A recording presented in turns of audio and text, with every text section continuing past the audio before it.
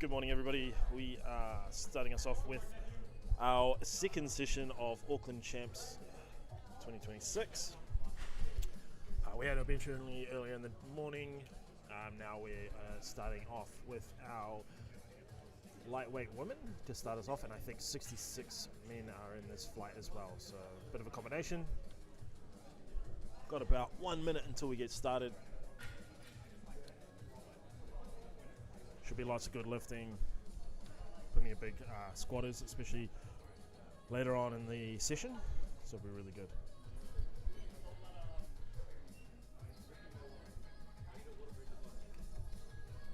Alright, we're going to have Shani's going to start us off.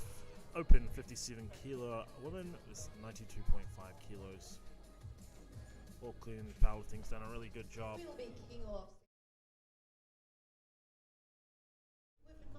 Setting it all up, looks really great. Alright, we're about to get started.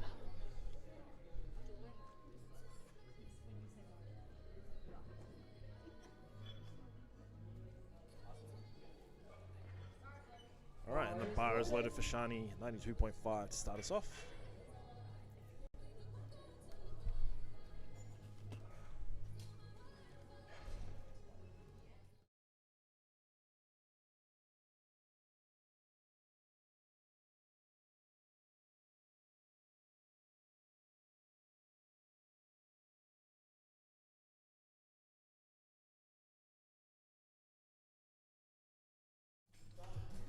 Good opening attempt there, 3 white lights for Shani. Off to a good start.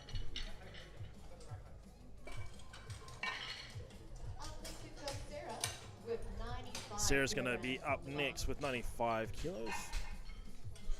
Again, this is our lightweight woman with 66 kilo men. Sarah is Masters 52. Actually competed not too long ago in the North Shore Barbell Comp. Bar is loaded.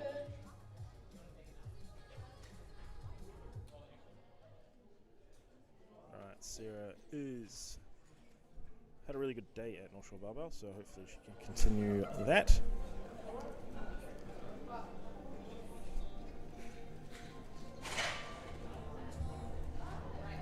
Strong, easy lift there from Sarah.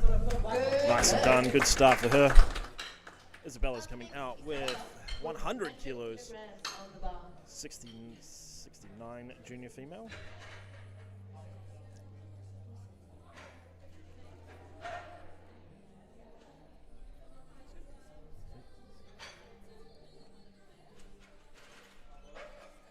Alright, the bar is loaded for Isabella, 100 kilos. First triple digit of the morning.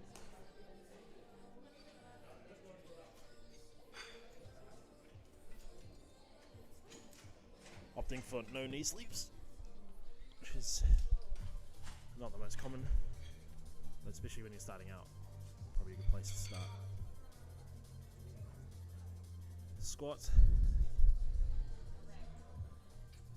Alright, I think she may, unfortunately did skip the start command, so if you are new to powerlifting and you haven't watched before, to start for squats, you need to be standing tall with your knees locked. Referee will give you a start command. Unfortunately, Isabella just went before that command, which caused her to miss the lift, getting 3 reds with yellow lights, or yellow squares at the bottom.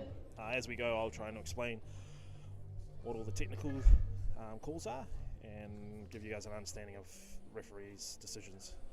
Next up, we have Monica with also 100 kilos.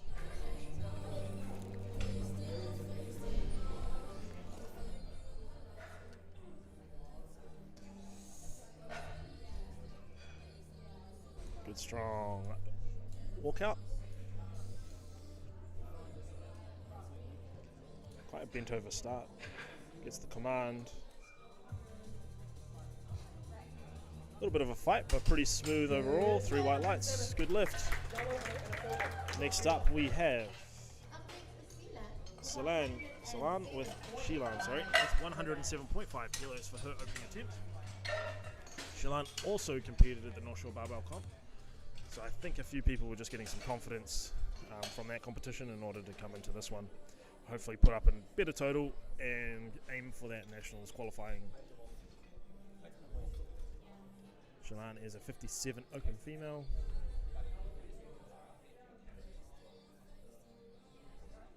Bar is loaded.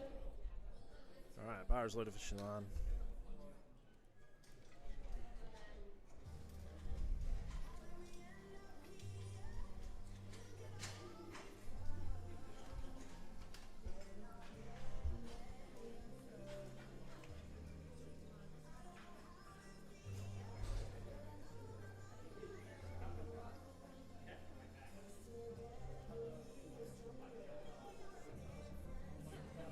A very bent over style, where she folds right over in the bottom. She gets it up, 3 white lights, move pretty strong. But yeah, you'll notice that she kind of pushes back quite hard, and at the bottom of the squat, she's very bent over. Next up, we have a Logan coming out with 127.5 kilos, sub junior 59. Okay, so it must be 59s and 66s in this fly as well.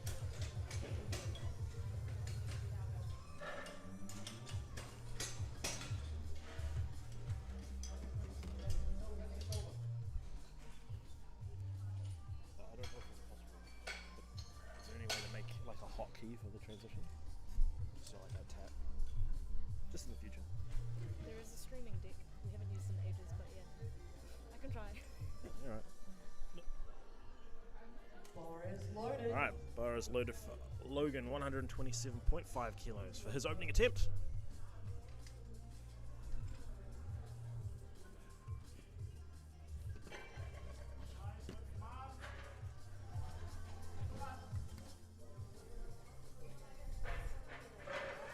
Nice, strong opening attempt there from Logan. Nice and easy. Good lift. 3 white lights, good lift. So if you are new and you are wanting to know a little bit about squatting, so referee gives two commands in the squat. You get a start command when you're standing upright with your knees locked. You must squat to top of hip crease to below the top of the knee.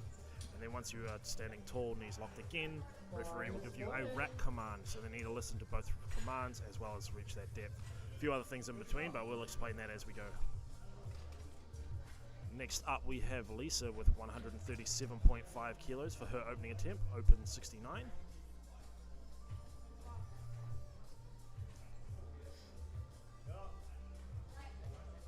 Nice looking opening attempt there, 3 white lights, good lift, very nice. Next up, we have Alyssa Joy Spence in the 66 kilo class, making her way down a couple of classes to 63. Was in the old weight classes of 72, now went to 69, and now made her way down to 63. Very strong lifter.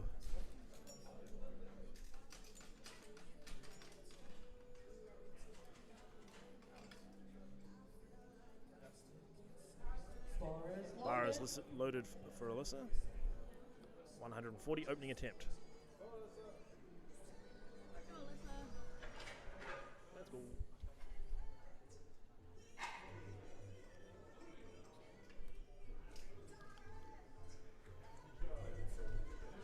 Alyssa's very deliberate lifter, takes her time, makes sure that everything that she does is correct every time.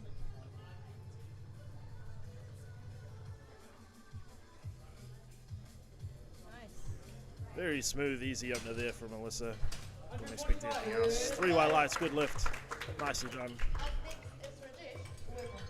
Rajesh coming out with 145 kilos. Masters 66. So far, all the lifters have done a good job of selecting good, nice, easy openers. We've only had one miss with the miss commands, which happens sometimes in powerlifting, especially if you're a bit of a newer lifter. And some of our older lifters also do the same thing.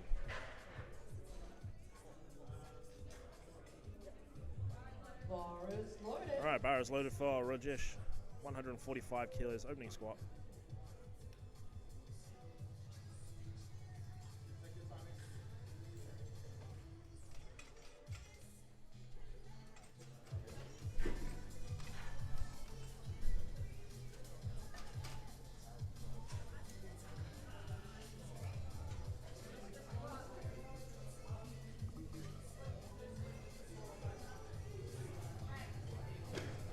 Princess Teeth gets through. Pretty solid opening attempt there. 3 white lights, good lift. Nicely done. Next up, we have William with 150 kilos for his opening attempt. Open 66 kilos. We then have Devin as his coach. Bar is loaded.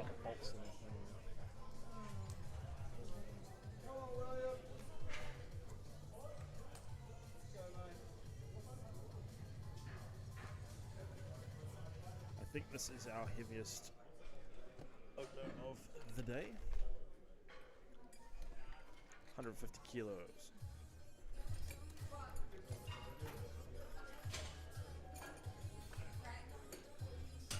Very fast, very easy opener there. 2 to 1 he gets it, so just 1 on the right side for depth. So red light with the red square at the bottom means, in the squat means depth call. So again, top of that hip crease just needs to be below the top of the knee.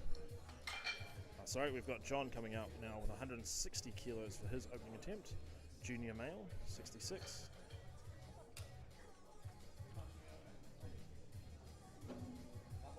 While he's a junior, he's a pretty experienced lifter. Been around for a few years now. Very strong. Lifts out of North Shore Barbell when he's in Auckland, as well as get strength.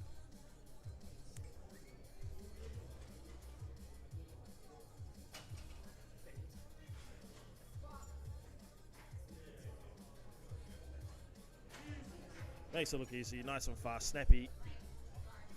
Snappy all the way up there. 3 white lights, good lift. Now we're going back to our second lift, and we're starting off with Shani. And she's taking 97.5 kilograms.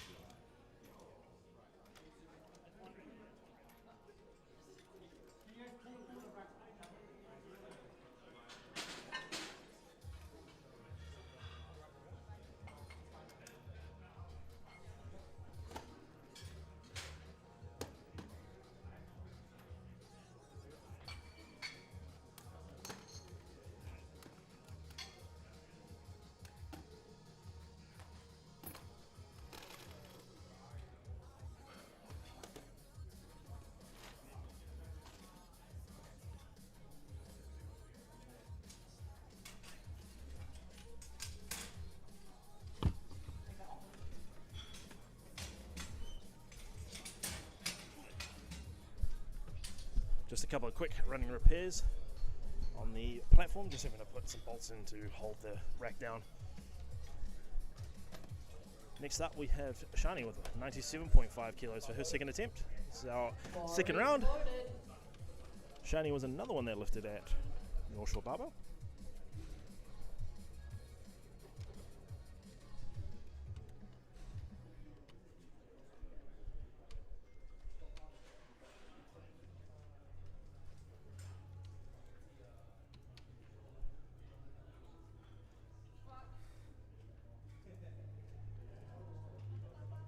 Fights through, come on.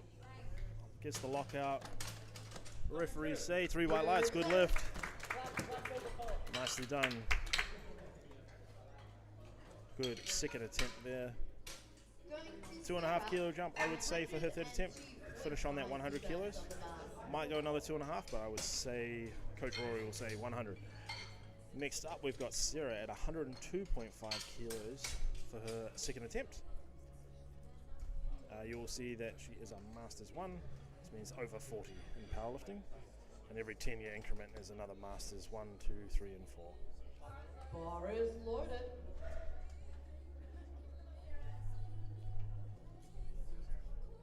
Let's go.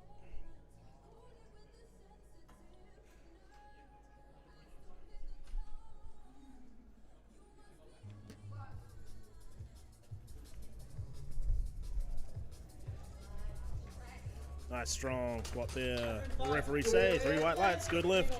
Nicely done. Going to 105. Next up we have Monica with 105 kilos for her second attempt.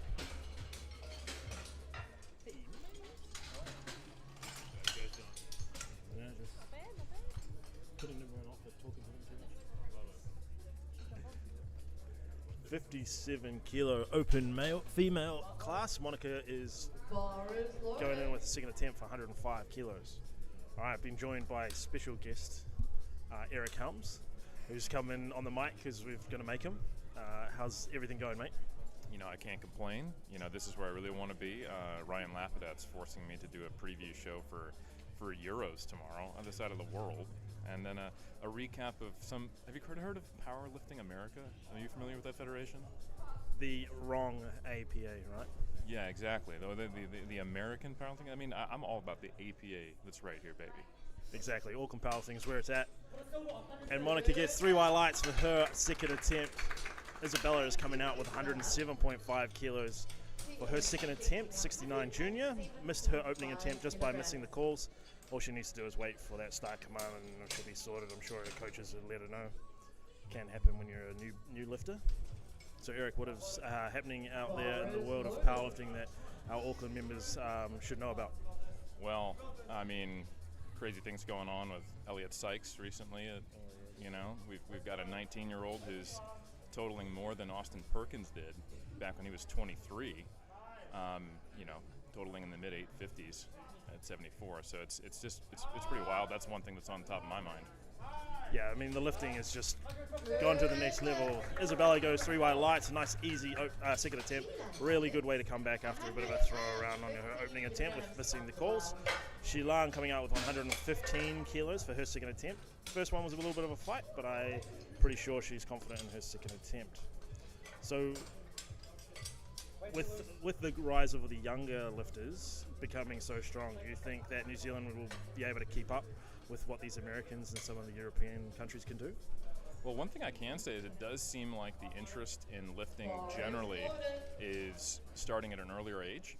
And I'd be really curious to see if the peak powerlifting age, which if you look at the research on powerlifting has typically been in like the mid-30s on average, is going to start going down as the sport develops more.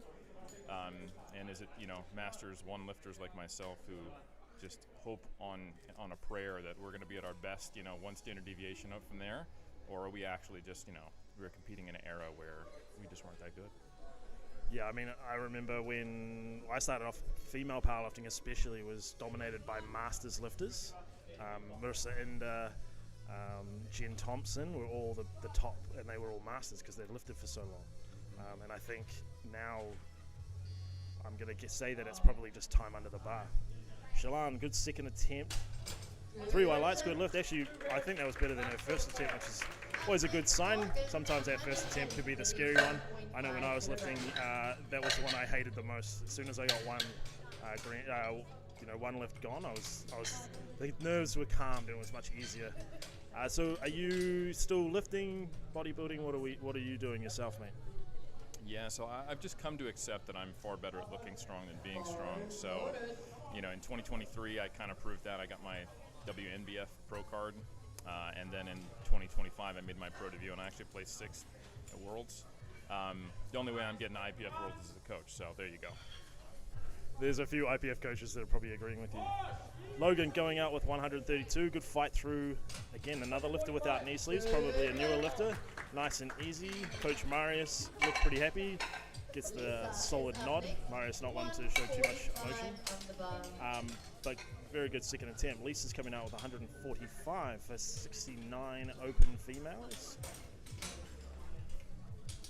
You know, one thing you'll know of being involved in strength and conditioning as well is that as more and more sports accept barbell training as a part of their sport training, we're seeing that time under the bar is accruing at an earlier age as more people find, you know what, my sport's cool, but I actually really like the weight room. So I think we are going to see more and more juniors, you know, really peak at the top of this sport.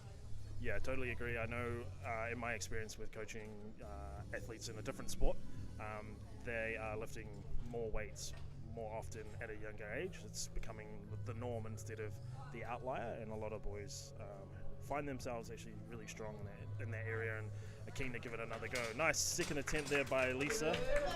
3 white lights, good lift. Next up we've got Alyssa with 47.5 kilos for her second attempt. Again, a very accomplished veteran of the sport. I think she's won 1 national title, maybe 2. Yeah, I believe she's a 1-time national champion. So yeah, this is This is pretty cool to see her getting back under the bar. She's now a master's lifter, I believe, by the numbers. So Yeah, I was actually shocked by that. right, and also let's give the respect she is due. This is Dr. Alyssa Joy Spence. Yes, far more impressive than probably the lifting is spending all that time trying to become a doctor, getting your doctorate in, from a university level, and it's very, very impressive. So now she's finished that, she's able to get back onto the platform and really focus on her lifting again. Very deliberate lifter, which is always good. Let's go. Nice. Very smooth, very clean lift there. Referees say 3 white lights, very good. Yeah, and you'll see that's you were talking about how sometimes getting that first squat out of the system is a really nice thing to do. One thing now that Kedrick, Dr.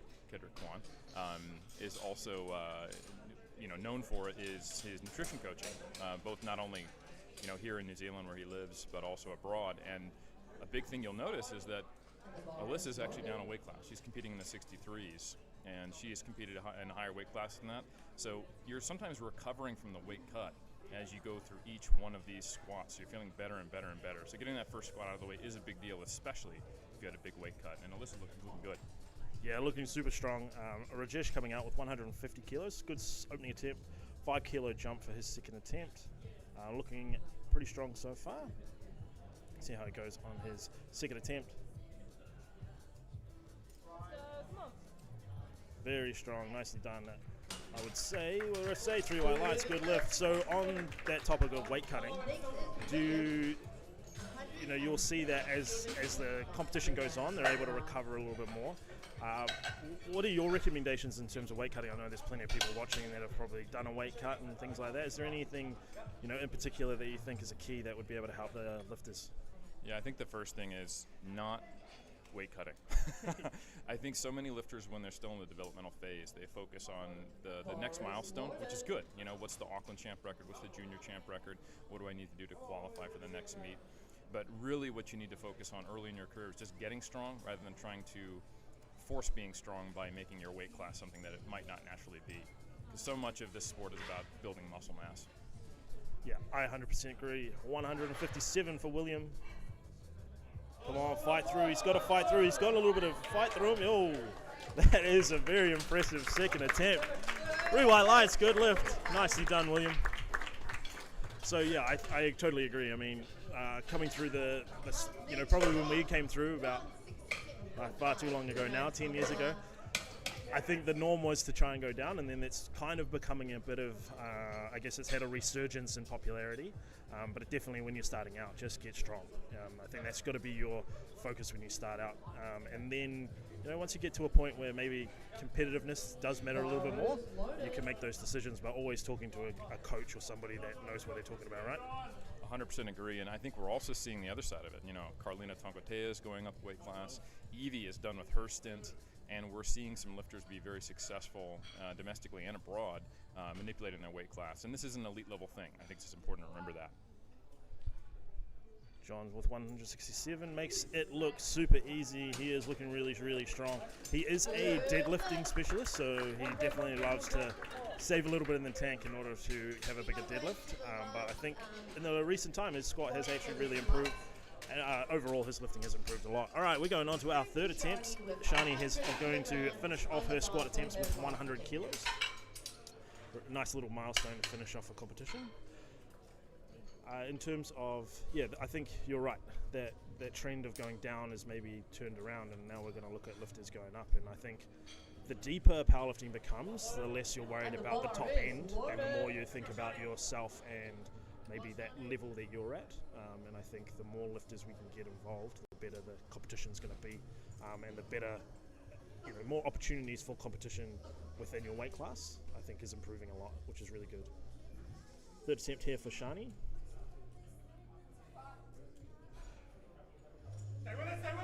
Let's go, come on, lock it out! Yes!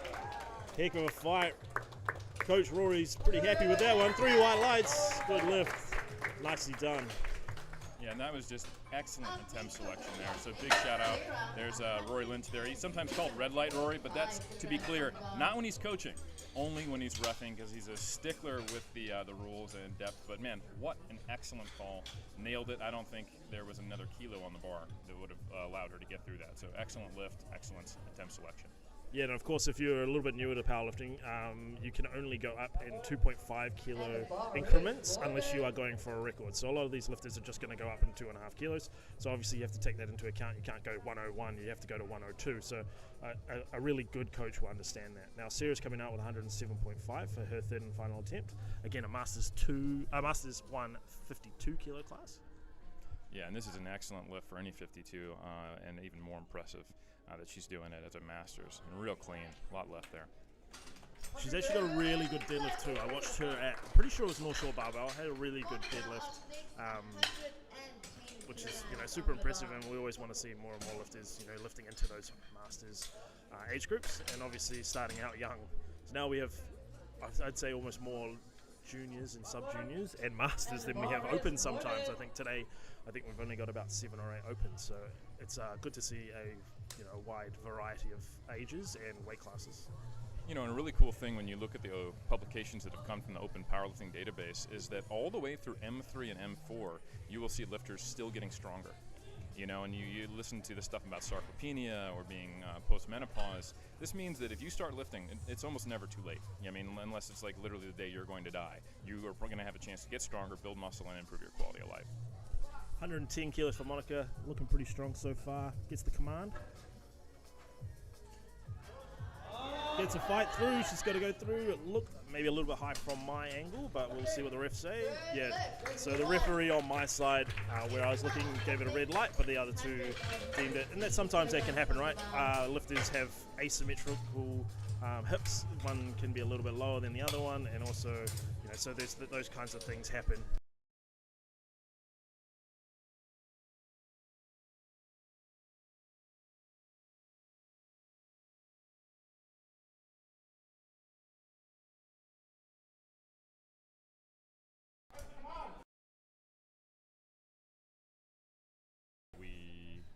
Back in the day, I used to always get one red light, and that was before I got hip surgery for FAI. I was always two whites at best on squats. Come on, fight all the way. Go, go, go, go, go, go. Oh, that was a very good fight. 700 kilo jump was a pretty good one. Lost a little bit of tension at the bottom, but just from grit and determination, to be honest, I think got that one through. Yeah, absolutely. And you can tell, some lifters, when they're younger, they're getting exposed to the sport. They're still trying to find where depth is, and you'll notice that there are a lot of different squat styles. Some people take the eccentric a lot faster. Some people take it slower. And there are, pros and cons to doing that. You get a more controlled position, you can exactly hit depth, but you may not get as much bounce out of the hole to give you a greater top end. Yeah, for sure. And I think the more depth we get, the more diversity in terms of technique and ways you have to squat, bench, and deadlift is going to happen. Shalan with 120 kilos for her third attempt. She squats very bent over. Gets it up. Again, just the way that she squats can be quite hard to see depth, but from there the referees say 3 white lights, good lift. That's good because I think she didn't have the greatest comp last time I watched her, so I'm glad to see that she gets 3 white lights. Next up we got Logan with 137.5 kilos.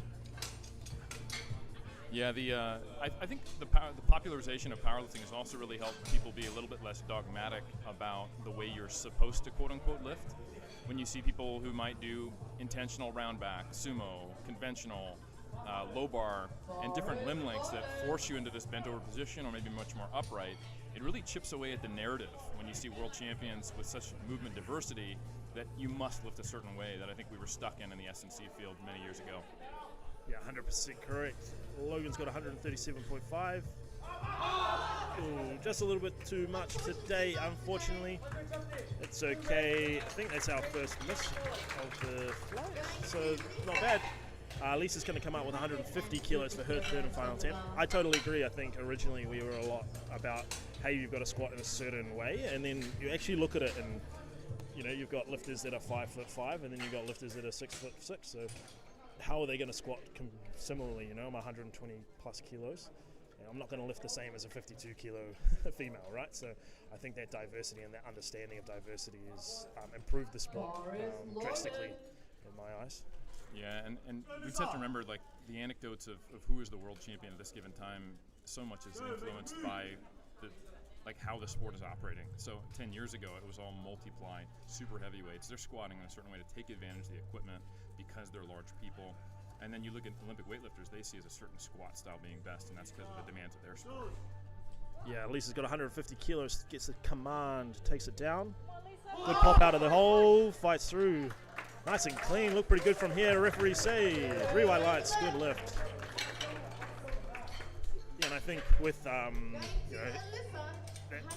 that ability to believe in what you do is correct, I think helps a lot with especially newer lifters. That I remember when we were sort of starting out, and even not too long ago, it was, am I squatting okay? Do I need to change what I'm doing? But actually, you just need to find what works for you and be the best at what that is. And that actually happens in a lot of sports. It's not just powerlifting. Some people pass the ball funny or do something, they have a bit of a hitch in their way they run, but if it works, it works, and it's not doing any damage to you. You might as well lean into it and be the best you can be. Alyssa with 152 kilos for her third and final attempt. Sorry, Dr. Alyssa. Got to get that right. Again, really strong setup, takes her time.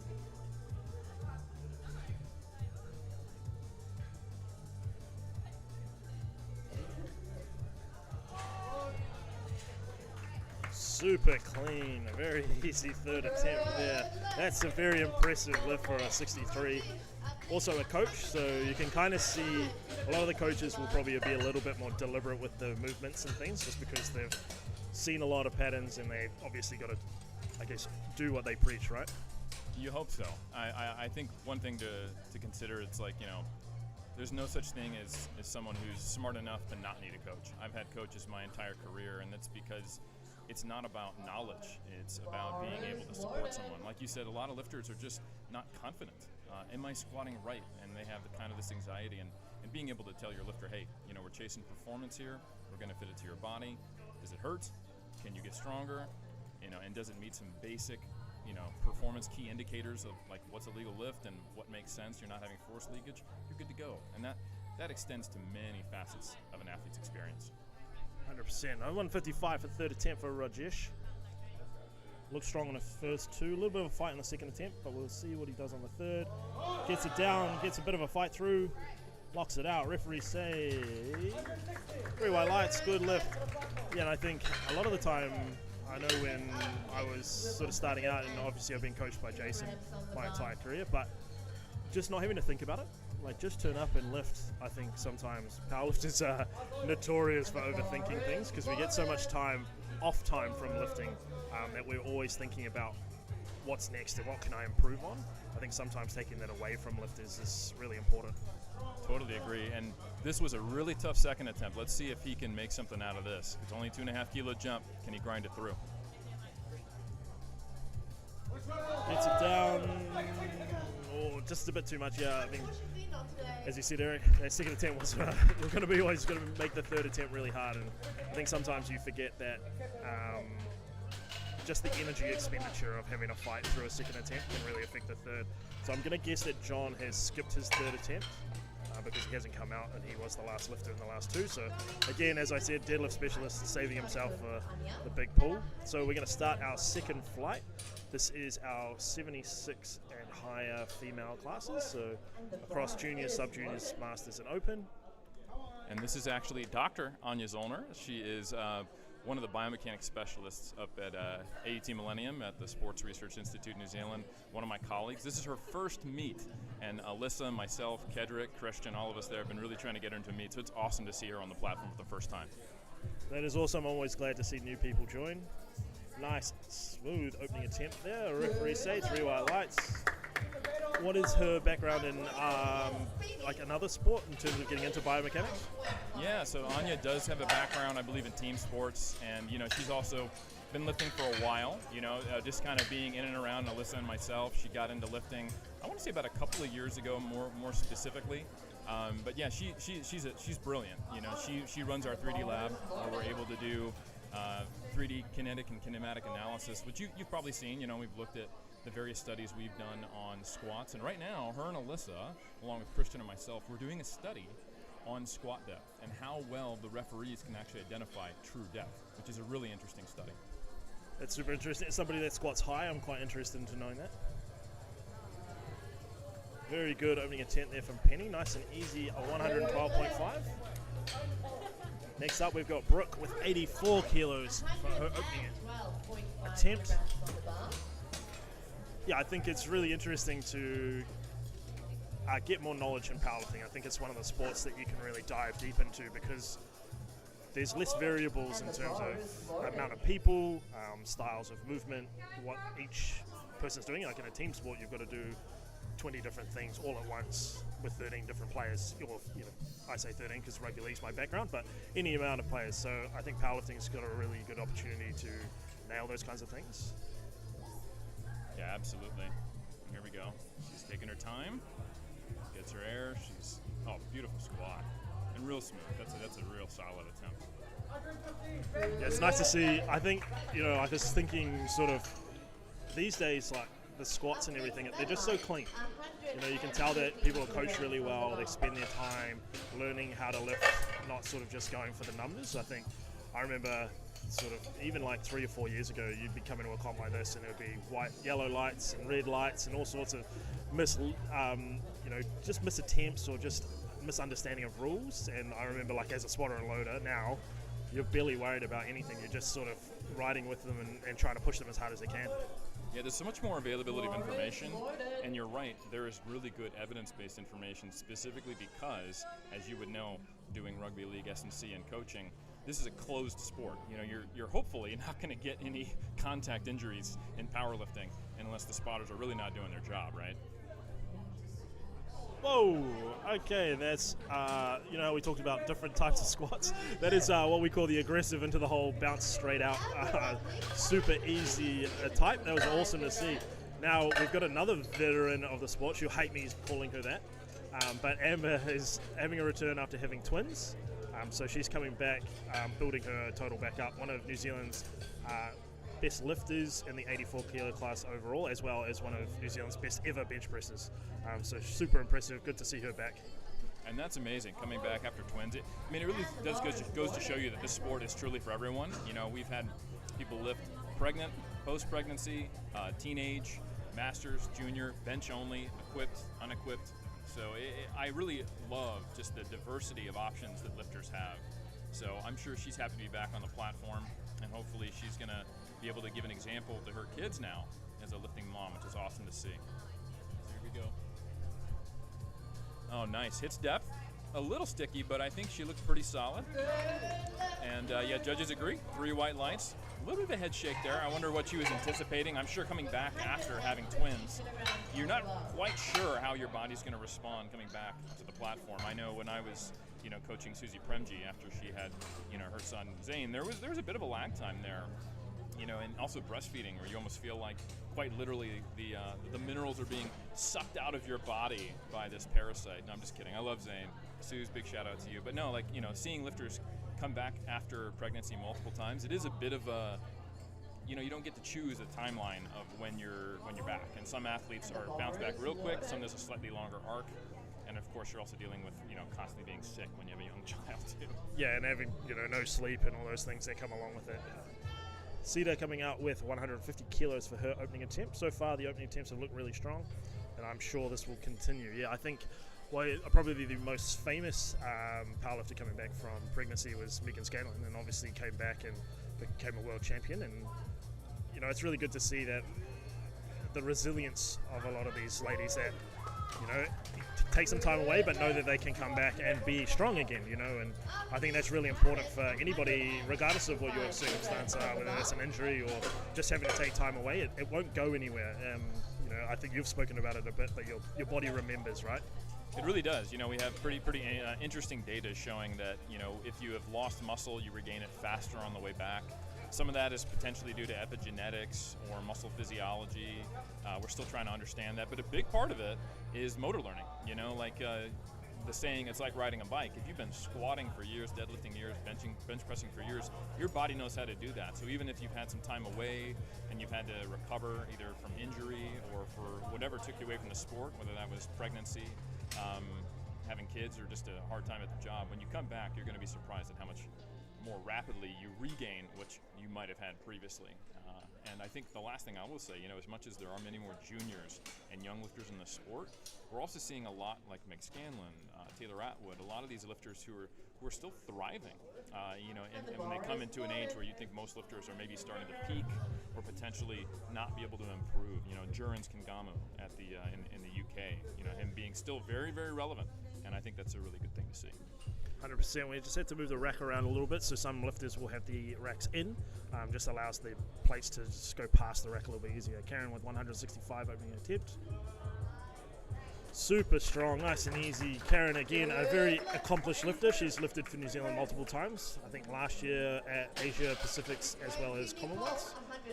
Super strong. Really looking forward to seeing what she can do. Next up, we have Nicole.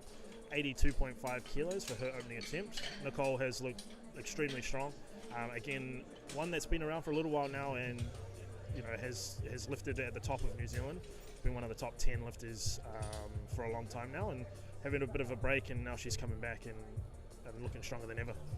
Yeah, Nicole has been a perennial lifter and always gets back to the sport. Very strong lifter, great person. Always a joy to see her lift.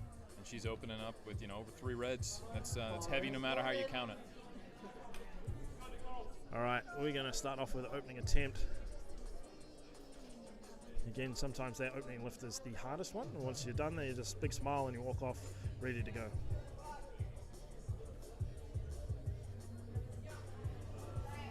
Yeah, an excellent opening attempt there. 182, looked pretty easy. 3 white lights, good lift. All right, now we have Mary Lynn coming out with 215 kilos. Now, Mary is one of the premier squatters in the world, having attempted 300 kilos in the past. I think she's coming back from a bit of time off injury-wise, so probably her numbers will be down there. But I've also seen her make massive jumps, so to be honest, anything could happen from here. Yeah, I'm really excited to see it. And this is another thing, like we're seeing with the sport growing. Some of the weight classes which have typically had not much representation, at the two ends, the lightest weight classes, we just saw Leanne Lee, actually beat out Heather Connor. She took her spot to go to Worlds in the 47s, which has typically been underdeveloped, and also the 84 pluses, forget about it, between Britt, Sonia, and also we've had some amazing lifters come out of Oceania, as you're well aware. Yeah, 100%. Mary and Jewel had one of the best competitions a couple of years back at Nationals, so it's amazing to see. I'm glad to see Mary back.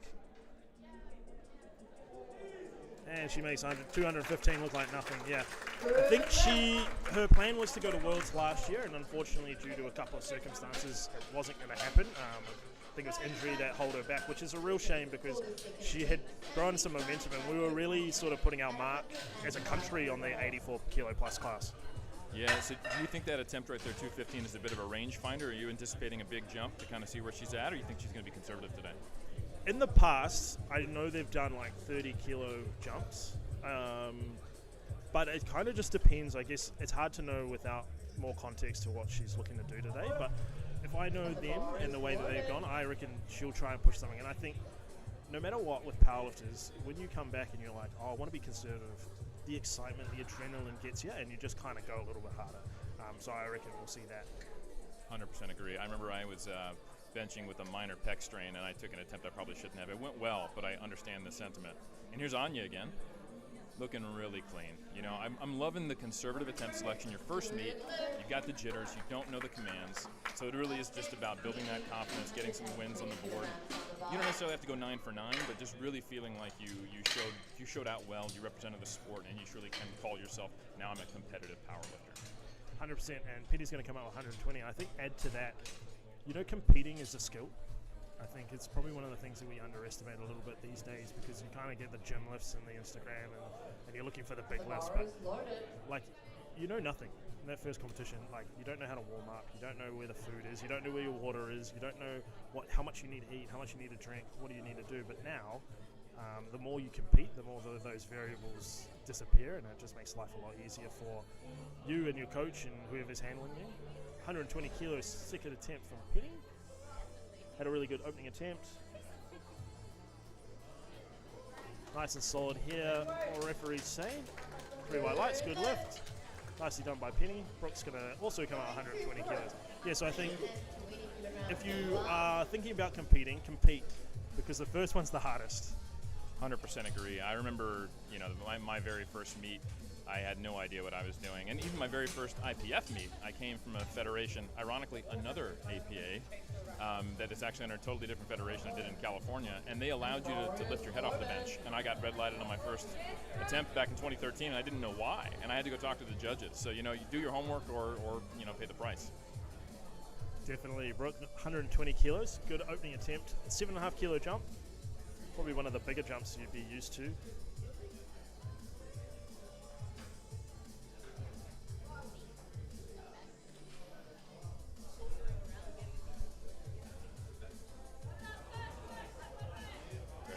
Nice. Good second attempt there. 3 white lights. I've been fact-checked by Jason, so apologies to Mary Lynn. She did go to Worlds. She was just injured. Yeah, so she wasn't in the top flight, which was with the expectation, and what we were looking for, a 300-ish kilo squat. So she was there, but just injured, so couldn't put everything that she wanted to. Madeline with 125 kilos. How nice that Jason can just text you, What a good brother. Do you think he actually cares about the accuracy or just correcting you? What do you think? Oh, no, he wants the accuracy. He hates it when people get stuff wrong, all the way from Netherlands. So at least now he's critiquing me from the other side of the world. Yeah, you don't have to see the look on his face of satisfaction or anything like that. But, shout out to Jason. Shout out to Jason. All right, Madeline with her second attempt. Real fast squat in the first attempt to see if the same. And it is. I mean, that's a pretty crazy type of squat. Now, I guess the thing with that is that you can get to a point where that probably doesn't happen, and you might hit a wall a little bit faster. What do you reckon? Absolutely. Like if you look at some of the lifters who come from an Olympic lifting background, it's go, go, go until they just don't go. I'm not sure that's what's happening here. I don't actually know if this might be one of her first meets, because to me it also just looks like it's light, right? So there is somewhat of a squat pattern here, but also just kind of, hey, let's feel out where we are this first time. Totally agree. And we have got Amber coming out for her second attempt. Now, I totally forgot to film Nicole's first squat, but I've been told to film both of theirs, so I better remember that while I'm talking. Yeah, good man. Yeah, make sure you're doing your jobs. You got double duty. You got a mic in one hand in my face, and you got the phone in the other. I'm impressed. That kind of multitasking. That's why you did so well as the president, my friend. But here she goes. Excellent depth. Bit of a fight, but yeah, she got through kind of 2 stick points there. It looked really clean. Nice work. Looked pretty good. She's not exactly one to come off super excited after a lift. She's very much moved to the next. The next lift is what's next important, if that makes sense. So it's good to see again a really good second attempt, and she's got a grind in her. We've seen that back in 2019, in Christchurch. She was one of the best grinds I've seen. Now we've got Sita coming out with 157 kilos for her second attempt. Yeah, it's really interesting to see how much grind a lifter has. Like you said, sometimes lifters are go, go, go until they stop. Other ones, it might look like a third attempt on their last warm-up in the back room, and that's something you can really only know if you have a history with a lifter, and that goes into the skill of competing. You also have to figure out your athlete as a coach, knowing that you can change that first attempt if things are looking grindy, if they had a hard weight cut, and that's just a lot of things that you got to get out of your system. So here we go. Gets the air in. Beautiful depth. Really controlled squat. That's an excellent attempt. Beautiful. Super clean. She's a great lifter. Karen coming out 172.5. Yeah, and I think if you really want to see what it's like, spot and load. I've done it, thousands of attempts, and sometimes you just notice some people have a grind, some people just think, but sometimes they just shock you. Like sometimes I've gone to be like, oh, here we go, like let's see how this goes, and they just smoke it, or they just can grind like crazy. So spotting and loading is actually something that's really fun, and I enjoy watching all the lifting and learning sort of all the different movement patterns and the way that people are. So don't be afraid to spot and load. It's really fun. It looks hard, and it is a bit of hard work, but all good things come with hard work, right? And it's also just really important to remember that the powerlifting sport is growing, and it is very communal. You might see some of these big podcasts, you might watch Sheffield, but ultimately it requires people to volunteer their time and give back. And most spotters and loaders, referees, coaches are all athletes themselves. Great depth. Yeah, real solid. Yeah, a lot left in there. That's a heck of a lift. So, what do you reckon, 7.5 kilos or 5 kilo jump? It depends. Is she in a battle, or is she kind of running her own race? Running her own race, but I think at this point, I think kind of lifters have gotten to the point now where you kind of always running your own race at an Auckland Cup. So I think there is still a little bit of, I still want to be able to do the most I can do, because it's just a reality of a smaller sport. Yeah, I would say personally, you know, if I would talk to the lifter and be like, hey, I think we've got a shot at 7.5, but it's not a lock. 5 is a lock, and then I would also think, hey, how much historically does the squat take out of your deadlift? That's the other thing to consider, because if you want the biggest squat or you want the biggest total, sometimes you make different decisions. And here is Nicole again, looking real good, clean walkout. She made a solid 10 kilo jump, and you know, it slowed her a little bit, but not much. That was very clean. That was beautiful. Wow, that was extremely good. I've watched Nicole squat a lot because we trained together at North Shore Barbell, and that was probably one of the best that I've seen 192 moves. So I'm really hoping, and I'm sure she's loaded up to 100 kilos. A little bit of context, me and Nicole have had an ongoing competition to see if I could bench 200 before she could squat 200. And I think she's about to win that ongoing battle today. So fingers crossed that's what we get to see. 235 now for Mary Lynn. So going into, I guess, coming up with Worlds, it's not too far away. I think someone mentioned it, saying it was about 12 weeks away. So in terms of Team New Zealand, what are you looking for?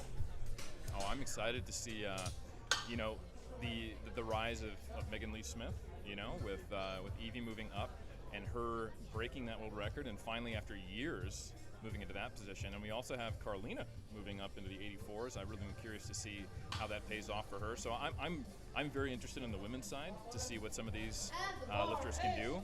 Having been at Sheffield and Malta 2023, and you know, watching the Commonwealth, it's really interesting to see. And you know, you were right. She didn't quite take a 30 kilo jump, but we do see a 20 kilo jump. So maybe that's, you know, not quite as much of a rangefinder. But I suspect the speed on her opener was more a reflection of controlling weight, you know, after coming back. So I think we're going to look at a very similar second attempt on her opener. Yeah, that looked pretty damn similar to me. That looked great. She's probably got maybe another, what do you think, 15? They'll go another 20, I can guarantee it. Yeah, again, like Mary Lynn is one of our premier lifters, and it's great to see her returning to the platform. Anya with 110. Now, so you mentioned before that Anya was sort of getting into it via watching other people lift around her and being part of the community, and I think that's something that's really important. You know, we have some really good community as an APA, but we also have our Auckland University, and we have North Shore Barbell, we have Get Strength, and I think those communities really build overall not only just the community and the enjoyment, but actually people's strength. I know, I totally agree. You know, the first time I met Donna, she invited me to speak at the powerlifting club at Auckland University, you know, the Auckland University Strength Club. And, you know, they expand across the whole barbell discipline. And we've got a whole lot of lifters. You know, I've had a relationship with APA since I first did my PhD, collecting data over at Get Strength, among other places. So Anya's a long lineage of that for us at AUT. And she's going to be happy about that. That was excellent. You know, she took a challenging attempt, 3 for 3, 9 white lights, so she'll be quite happy about that, hopefully. I don't think you can start your first comp better than that. And all it does is give you some confidence, and I think that's really important for lifters, because it is 9 attempts. It is not 3, it is 9, and you really want to be thinking about the whole competition. No longer do we have the classic, I'll try it on my second, so I get 2 attempts at it. That was always a fun one when you think back how ridiculous that was. But good to see that lifters now are taking a 9 lift approach instead of maybe even just a 2 lift approach. Penny's coming out for her third attempt at 125, get 2 reds on each side. She's looked really good in the first 2 attempts. Can't see any problems here with 5 kilo jump. No, I agree, and looks like she's not exactly in the position she wants, and this is good. You can take your time. You have a lot more time on the platform than it feels like, so that's a good level of experience she's showing there. Taking her time. Depth looks good. Oh, nice fight. And she started to lose her balance there, but was able to correct. So that was a good call on their attempt. And yeah, 3 for 3 on squats, 3 white lights. And exactly right. That is what you want in your first meet. And if anything, it's not bad to leave a little in the tank, because then it leaves the lifter hungry. They're happy to do their next meet. They feel like they got something to prove on the platform, but they also have the confidence to then take that challenge. So it really works nicely with kind of the psychology of the lifter to just not let the rope out all the way. You know, maybe except on that third deadlift, if you want to let them just get a crack at it and leave them hungry on the squat and the bench. Yeah, totally agree. You want to be able to go into next week's training, or after a week off, hungry to get more, not just thinking, oh god, I gave everything, do I have anything else?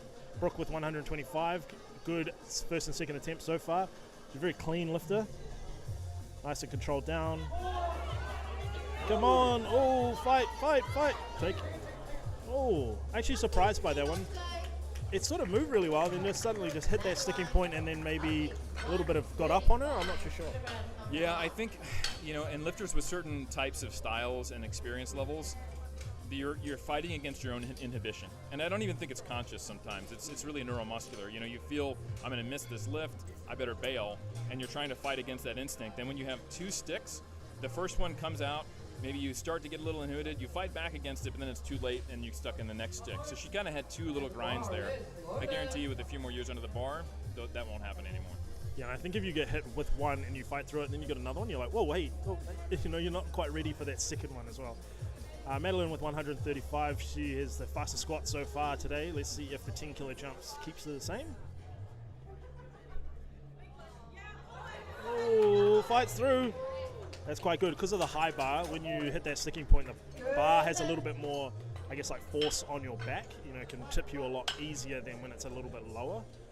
So really good effort and good core strength to be able to fight that one back up. Yeah, so that was actually really interesting, because we were thinking maybe this is just she's new to the game, really light weights. The 2 10 kilo jumps, that's pretty big for a squat, ending up in kind of the mid 100s.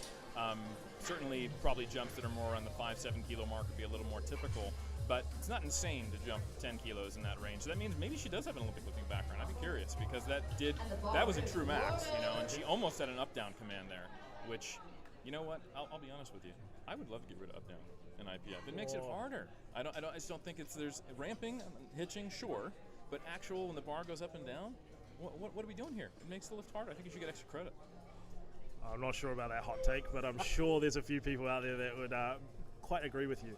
All right, Amber with 140 kilos, third attempt, look good so far, gets the hole, gets up all the way. Beautiful third attempt. Super good. And there we go, we get a bit of excitement. Nice to see. That was excellent attempt selection, as well as just good lifting. So there's one thing that I've probably noticed is a lot of our younger coaches generally make bigger jumps.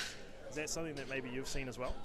I have, and for one, it could be that their younger coaches are dealing with more younger lifters, so they're a little more novice. So I don't think it's necessarily a coaching style, but maybe it's a bit of range finding and not knowing what the lifter is capable of until they're on the platform.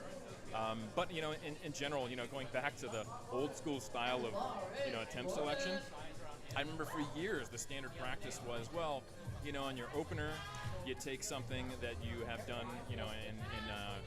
in prep that you can lock in. Second one, you match your PR. Third one, you go for broke. And that was like the conservative version of what you said, right? So yeah, it's really good to see how much gamesmanship and intelligent coaching selections have come into this, because it truly is about putting up the biggest total. And how often do we see people who overreach by a little bit and then miss? And speaking of a good attempt, look at that depth. Beautiful. Excellent. Yeah. And she's smiling, you can tell. Like that's a great example of where you want to be on your third. You want to make sure it's something that you have pretty confident in, but also stretches the lifter. And when they have that kind of consistent form like she does, that's exactly what you want to see. Yeah, and she's part of the 09 Barbell group, which is quite a good up-and-coming group of lifters run by Coach Marius. We've got Akima here who's coaching some lifters that you've seen earlier, and it's really good to see some new coaches coming through to add some diversity. And as I say that, we've got one of the old heads, James Schroeder, is coaching Karen for today. One of New Zealand's top coaches, been to multiple worlds, travels the world, does a lot of work for the NZPF, which we can't thank him enough for the amount of effort and time that he puts into the sport, not just for his lifters, but also across New Zealand. Yeah, no, we had a real good chat in Malta while I think we were both burning on the boat trip, not putting enough sunscreen on, and then I had to do low bar squats afterwards. A great guy, and really has contributed a lot. Beautiful squat, excellent job. Yeah, and has a lot of experience platform coaching at the highest level, also programming, and I think people forget just how critical individuals are to, especially a small country's powerlifting federation like this. It's a niche sport, it's a small community, and I think people don't know how much individuals give, like yourself, to give yourself some credit. I know you probably won't do it, but I remember when we hosted Commonwealths and Evie is running around. This is, someone who is, running the local federation, competing at the highest level, coaching, and then running an event, and just managing to figure out a way to do it all. And it's people like that that really make powerlifting what it is. And honestly, big thank you to anyone who's volunteering. And it's good to see so many coaches coming up, because it is all done by the lifters themselves. So this is truly a sport by the lifters for the lifters, and it's really good to see that carrying on. All right, 200 kilos for Nicole, massive squat. Come on, Nicole, let's go. You got this. All the way. Come on, go, yeah! Big smile, 200 kilos falls. Referee say 3 white lights. Woo! That is an amazing squat from Nicole. What a attempt. Great to see. Oh, see, she's fallen in between both of us. Marilyn, ref heard 20 and 15 and went 17.5. That's not sure if that's a win for both of us or a loss for both of us. I think we can both be a little bit right. That's how I'll take it. But no, truly, that was an impressive squat, huge milestone, and way to just keep position. You can tell a highly experienced lifter when the attempts don't really change in terms of the body mechanics, they just get slow. Yeah, and I think my thing is, I actually think speed is overrated in powerlifting. I think actually your positioning and the way that you hold the bar and move the bar is more important than speed. And I know a lot of lifters are like, oh, it wasn't fast enough. Like, looked pretty good for me, and I think that's like the eyeball test a little bit more than trying to go off some data or perceived, I guess, like what you think should be right. Marilyn's going to move 252 kilos. First 2 attempts, nice and easy. Third attempt, now we've gone up quite a lot of kilos, so we'll just see how she goes here.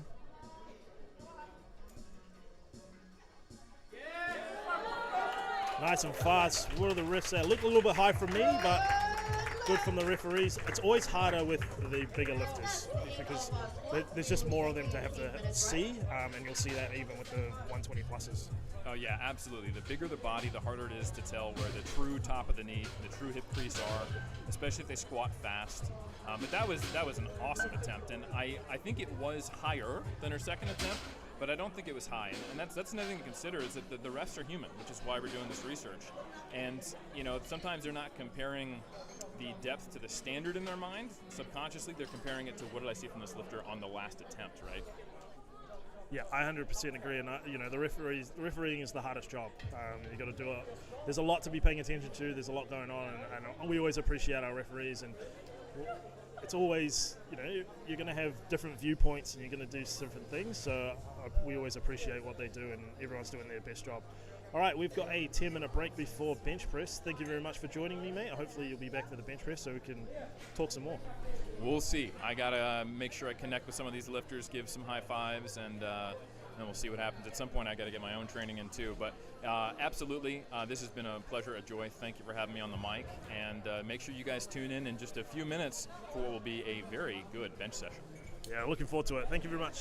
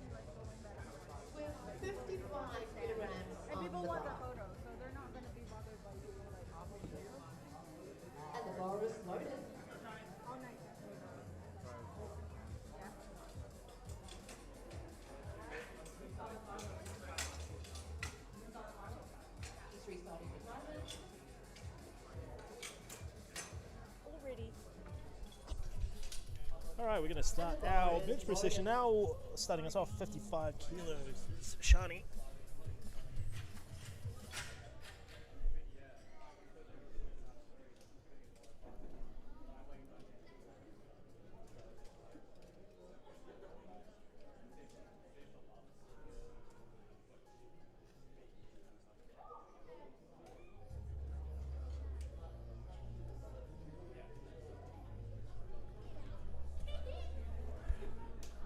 Okay, we're going to start us off. 55 kilos for Shani.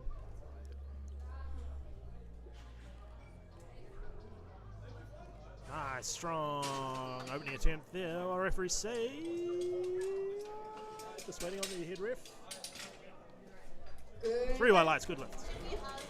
All right, so just if you are newer to powerlifting and you have not seen powerlifting comp, there is 3 calls in the bench press.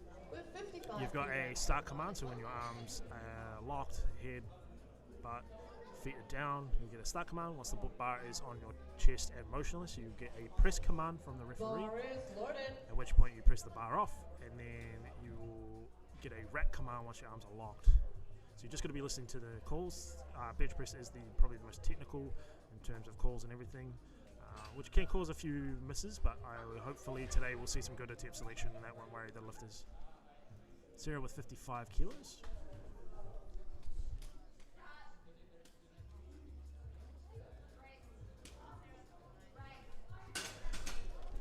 Excellent opening attempt there, 3 white lights. Really good work from Sarah there. Staying with the same weight, we've got Monica up next. Monica is also doing 55 kilos, obviously a popular weight. I'm sure the spotters and loaders appreciate not having to move the weights too much. Big shout out for Eric for jumping on the mic before. It was really good conversations. Hope you guys enjoyed it.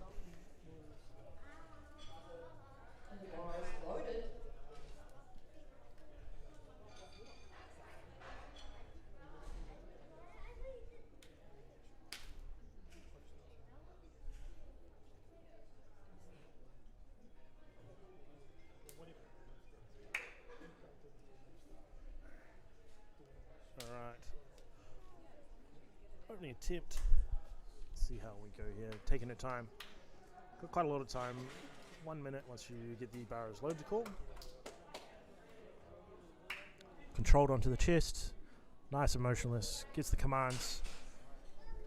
3 white lights. Good lift. Nicely done by Monica. 60 kilos for Isabella next in the junior 69 kilo class. Now, the IPF recently has changed some of the rules around bench press. But due to the timing with our junior and masters nationals coming up, the NZPF has decided to not change the rules yet, just to allow lifters to have some time to understand and get used to the rules before some major competitions coming up. So those won't be in effect until after junior and sub-junior, junior and masters nationals. Isabella with 60 kilos for her attempt, doesn't get a lift off. So when you are lifting in bench press, you can choose to have a lift off from the head spotter or just to unlift yourself. Very smart, fast opening attempt there. 3 white lights, good lift.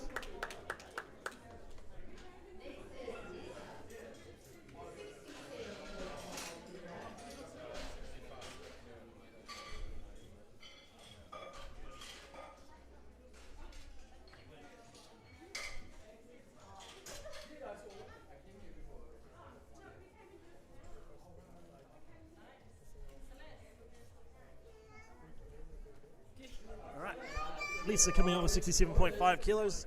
Had some really good squats. Looked very strong. Was a very clean lifter, so I think that her bench press is probably running in a very similar vein.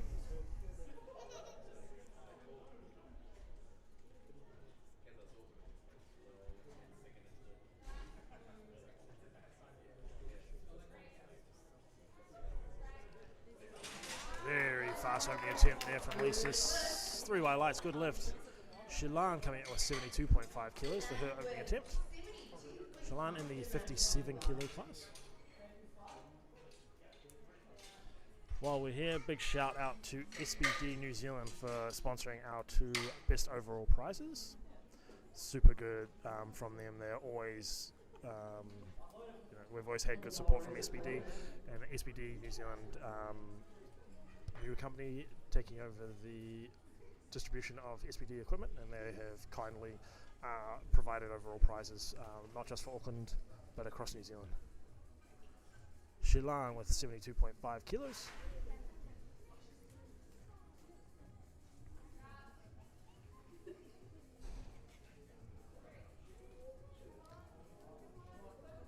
Yeah, unfortunately there, so when it hit her chest, I think she went to press before the ref, and as she did that, I think she realised and stopped herself, and it sort of bobbled on her chest, which means that you lose a lot of tightness, and I think it's just completely thrown her off there. So I think that's just more of a technical issue more than a strength problem, so hopefully on her second attempt she can just be really confident in her descent. Nice and motionless on the chest to get the press command nice and fast. Alyssa coming out with 82.5 kilos for her first attempt. Self-proclaimed not a bench presser, but 82.5 at 63 kilos. Actually, really impressive bench press from her.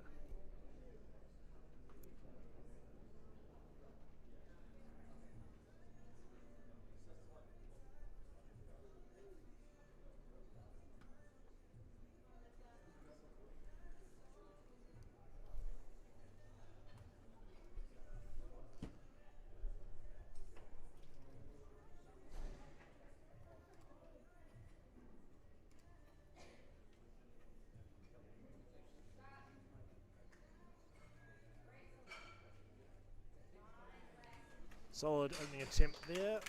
3 white lights, good lift. Next up we have Logan at 90 kilos. Now I'd say you'll probably see jumps of about 2.5 to 5 kilos for most of the female lifters in this flight. Generally lower jumps just because of the nature of both bench press but also the total weight on the bar. So we'll see what the attempt selections are from our coaches. But a lot of good coaches so far. Today, Logan with 90 kilos, sub-junior 59 kilo.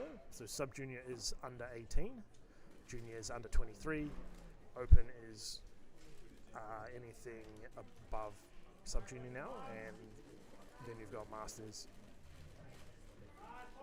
Nice and fast descent, good strong press there, 90 kilos, 3 white lights, good lift. Next up we have William at open 66 kilos, starting himself off with 95 kilos.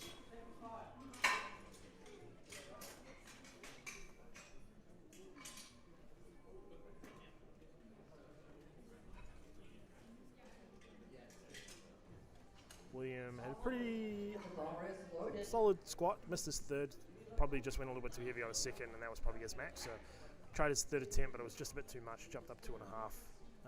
Finding that was a bit too much, so 95 kilos for William. Start off really strong on his bench press, pushing up above the 100 kilo mark.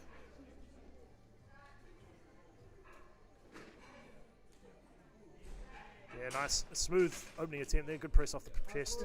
3 white lights, good lift. John's coming out with 100 kilos starting us off. We have, so 66 kilo junior. The weight classes today, there's not a lot of competition. Most people are either by themselves or there's a bit of a gap between them. So I think today will be about, I think first for a lot of lifters is to get a national qualifying total, which has been updated a few years back to make sure that they can go to nationals. And nationals is a really big event. We have got to the point now where in New Zealand we've had to split. Used to be one combined nationals for all age groups, but now we have age nationals and open nationals, which is later in the year.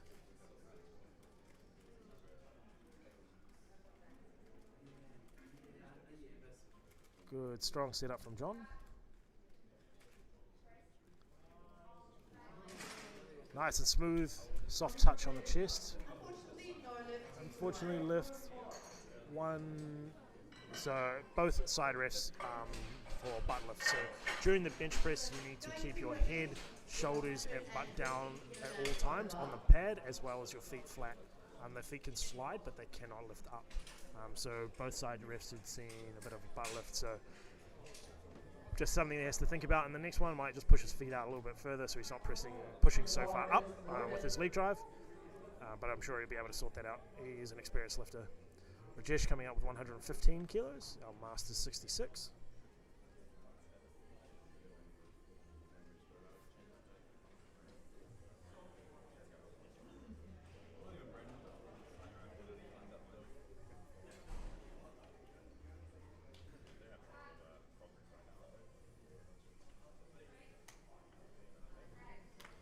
Good strong press there. A little bit slow onto the chest, but a lot of these lifters are probably opting for a lighter touch.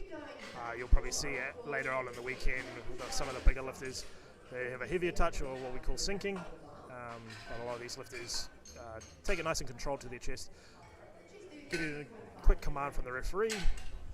All right, we're going into our second round of bench press. We've got Shani with 57.5 kilos, 2.5 kilo jump.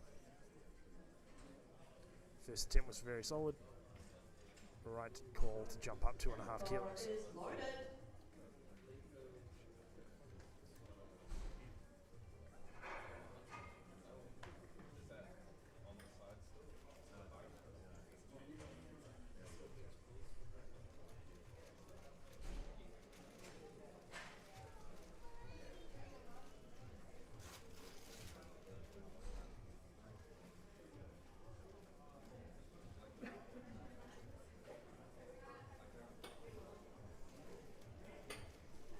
Gets the press command, bit of a fight. Refs say 3 white lights. While it was a bit slower, I think you would have maybe heard Rory on the stream there as saying to press back. So I think when Shani pressed, she pressed straight up. You need to be sort of pressing back as well. Bring those shoulders back into alignment. Which generally is a good place to start. And if you press straight, you're generally pressing away, which can cause a little bit of that. And that's kind of what I saw with that lift. Next up, we've got Sarah at 60 kilos for her second attempt. You'll see that a lot of lifters have quite varied ways of setting up. You've got people that have big arches, lower arches, drive their shoulders in, pull themselves in. It's just kind of how you find that works best for you.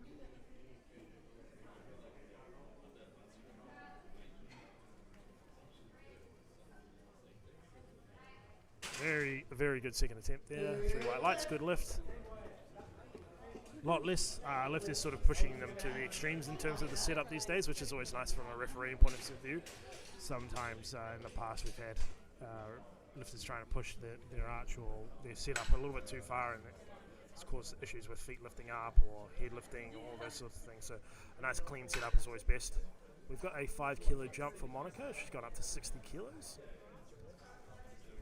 Going above that body weight. Calling back Damien for a lift off. How good do those APA t-shirts look on our Spotters Loaders? You can also buy the blue inverted version, blue t-shirt, white, here at our competition as well. So if you come on down, make sure you grab a t-shirt.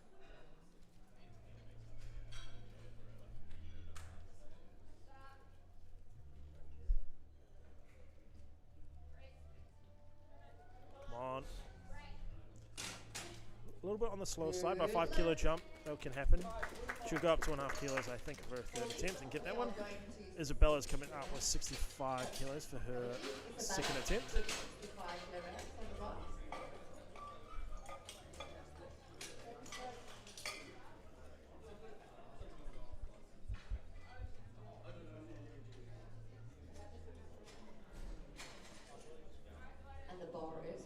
Alright, here we go.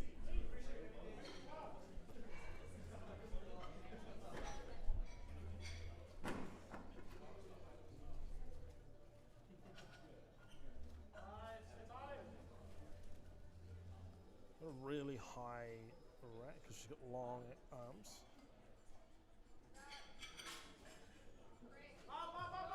Good press command. Good fight there. Is that 3 white lights? Good lift. That rack height is crazy high. I think that's higher than mine. So obviously got very long arms. I'm sure will be a nice bonus in the deadlifts. it can be a little bit of a tougher ask in the bench press. Lisa with 70 kilos for her second attempt. Bar is loaded. Bar is loaded for Lisa. Got good support in the crowd, which is always nice. If you are around in Auckland, make sure you come down. Plenty of really good lifting coming up in the next session after this one, as well as tomorrow morning.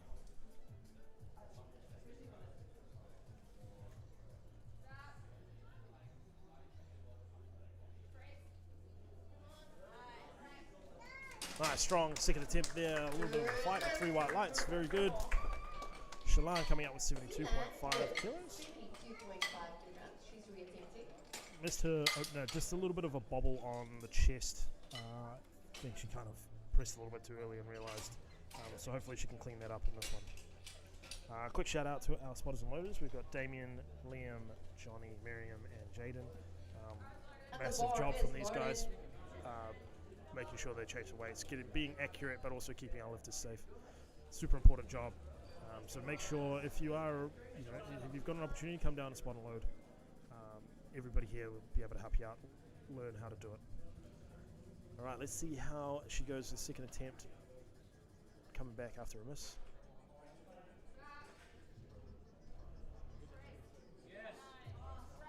That's how you do it. I think that confidence onto the chest really helped. 3 white lights, good lift. Definitely wasn't a strength issue, just a little bit of a technical one in that first one. Gone up 2.5 kilos, to 85 kilos on her second attempt for Alyssa. Yeah, so if you are part of powerlifting and you are keen to help out, please reach out to the APA Instagram page or send us an email. There's a lot of people here that are keen to teach you what to do. It's not scary, and it's a really good environment, and spotting and loading is actually just heaps of fun. You get really close to the lifters, you can just yell and scream and help them out. And it's a real good opportunity to give back to the sport, but also get around the lifters and create a good vibe. Alyssa with 85 kilos, again, shows her deliberate setup that we saw in the squat.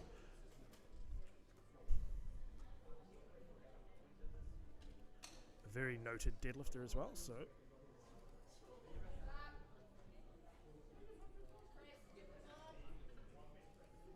nice, smooth second attempt there, nice and easy. Good 3 white lights, good lift. lift.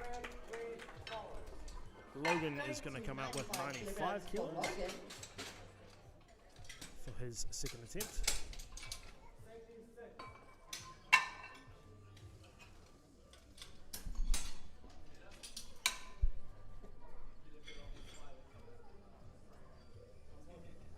And the bar is loaded.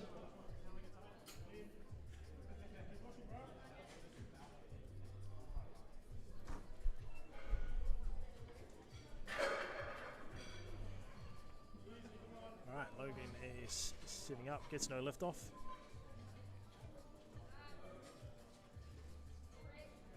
Pushes, push, come on, get it up, push back to the back.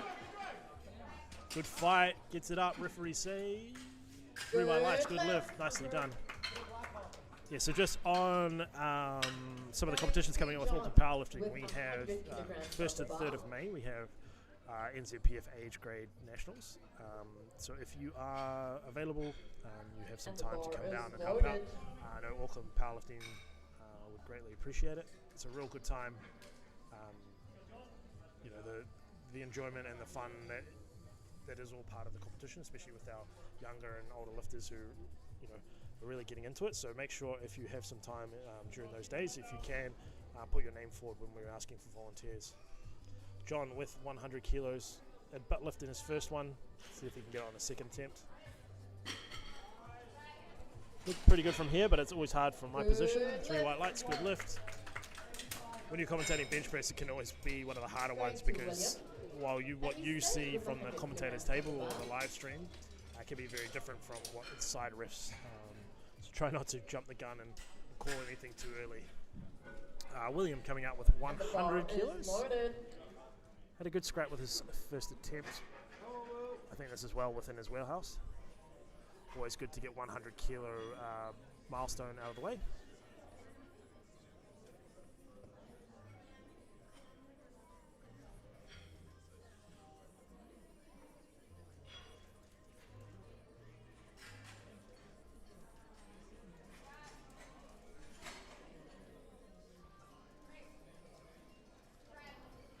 Nice attempt there.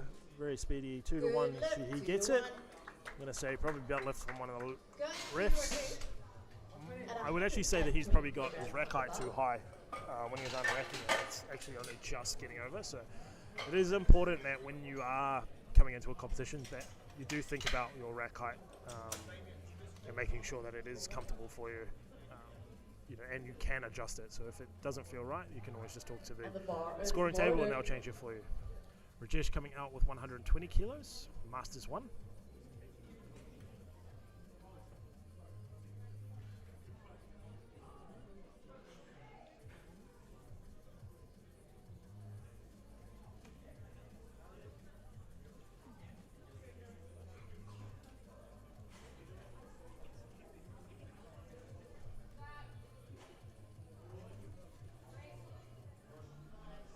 Excellent press there. Referees agree. 3 white lights. Good lift. All right, we're going to start our third and final attempts.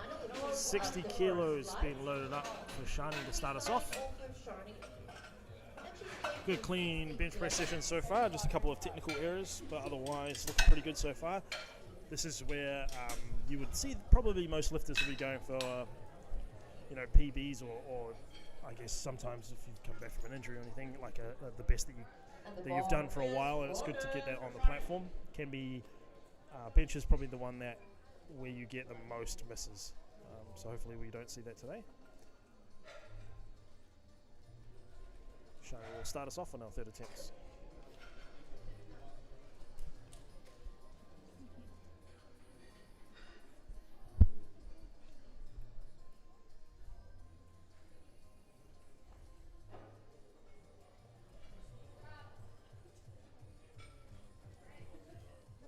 Push, push, push, push. Keep fighting, keep fighting, keep fighting. Go, go, go, go, go. It keeps moving, it keeps moving, keeps moving. Oh, there's a heck of a fight. 3. Oh, it's just unfortunate there. Really good effort. It just kept moving very slowly, but just ran out of gas towards the back end there. So just a reminder that the bar can stop, it just cannot go down. So in that case, she would have been fine in terms of a blue light. But unfortunately, just a little bit too heavy, just couldn't quite get those last few inches. All right, Sarah is coming out 62.5 kilos for her third and final attempt.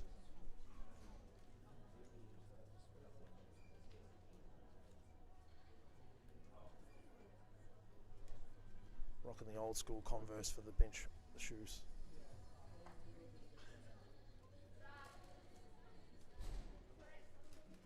Go. Yeah, great attempt selection there. Good third attempt, 3 white lights, good lift. Monica is going to come out with 62.5 kilos for her third and final attempt.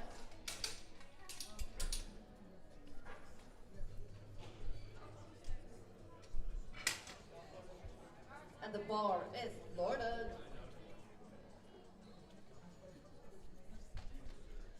Monica, 62.5 kilos for her third attempt.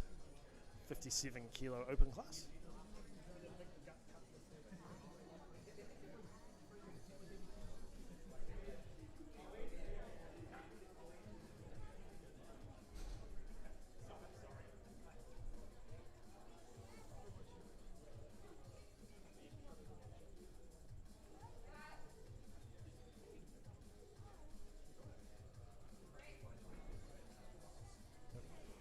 Too much today, unfortunately. Can happen in the bench press. Generally, it is one that sort of, even a small jump, it can change quite a lot for the bench press. Again, because of the total weight on the bar, 62.5, when you're jumping up 2.5 kilos, the percentage of that jump is greater than what you might be used to. And again, just sometimes in the bench press, it can just be one of those things that falls off a cliff a little bit. It can move really well, and then suddenly it's just too much. But a lot of these lifters understand that, and they make the right decisions based on that. Okay, Isabella with 67.5 kilos for her third and final attempt.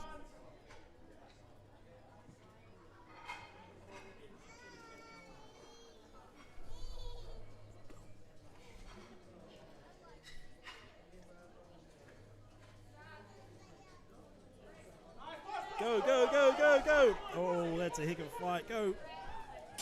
Box it out. Referee say. 3 white lights. Good lift. Excellent lifting there by Isabella. Lisa's coming out with 72.5 kilos. kilograms on the bar.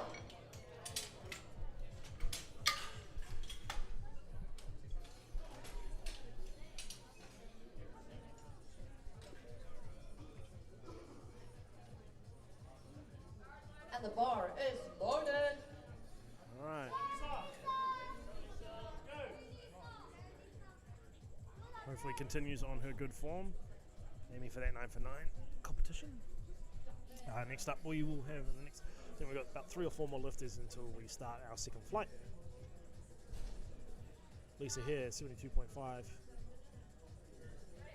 Gets the press command, pushes up, drive. Come on, go. That's a little bit too much today. Hard luck. Next up, we have Shilan with 75 kilos, going up to 1 red per side. Had that technical issue on the first, came back really impressively, got it on her second attempt. Let's see what she's got on her third.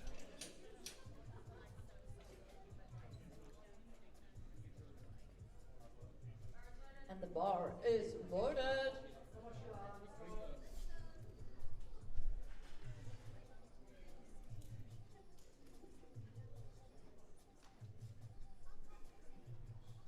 One of Sage Power athletes, or lifters, coached by Rafi.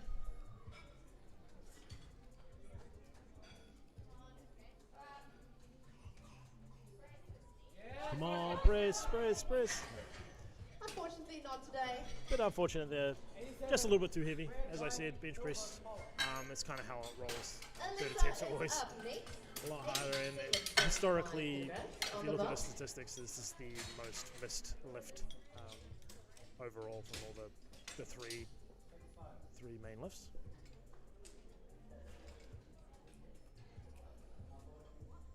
And the bar is loaded. Bar is loaded for Alyssa, Dr. Alyssa Spence, I should be saying. 87.5 kilos for her third attempt.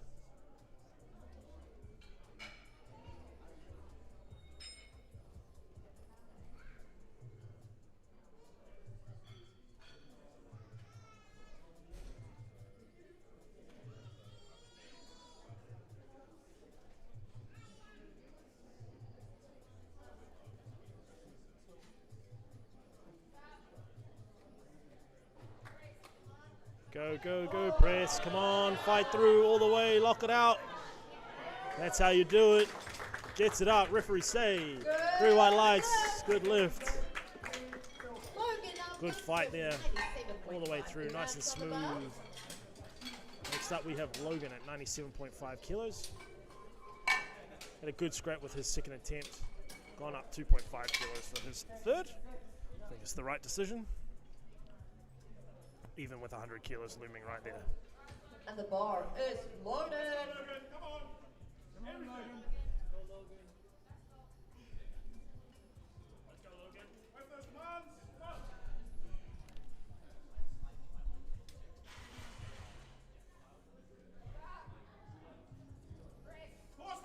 Let's go, keep pushing, keep going.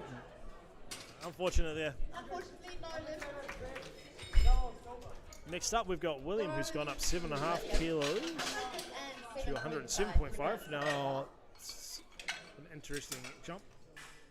Generally, you wouldn't see a higher jump for the third attempt compared to the first, but I guess they're confident in the way that 100 moved. And the bar is loaded.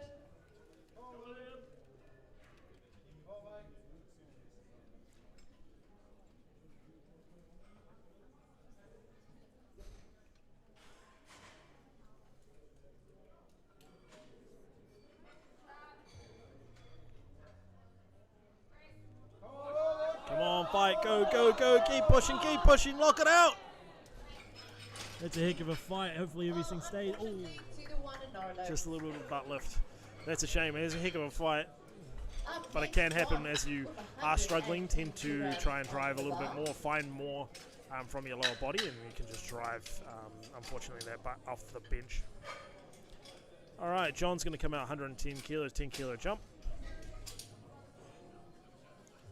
Again, he got caught And the for bar butt is lift on his first loaded. attempt. He's cleaned it up on a second. He's gotten up 10 kilos. Let's see what he can do for his third.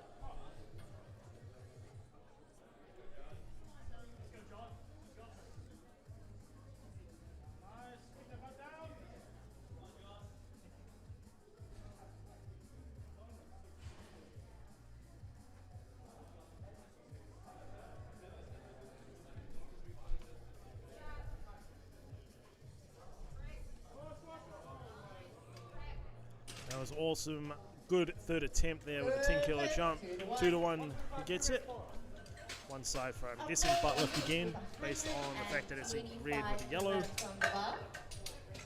Don't be afraid if you're not sure as a lifter, you can always ask the referees or get your coach handler to ask. They're more than happy to give you that advice. 125 been loaded on the bar for Rajesh. And the 2 bar reds per is side. loaded.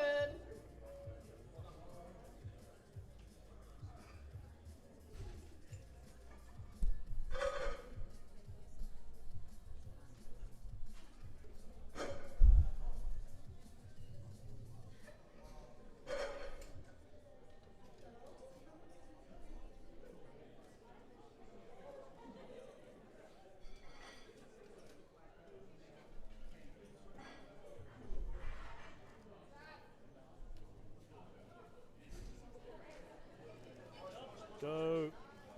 A little bit of a wobble in through the middle there, but 3 white lights, good lift. You might see with Rajesh, he actually, and this happens with some lifters, is that when they unrack, then they'll move their feet, so that is why it can sometimes take quite a while from the unrack movement to the start command.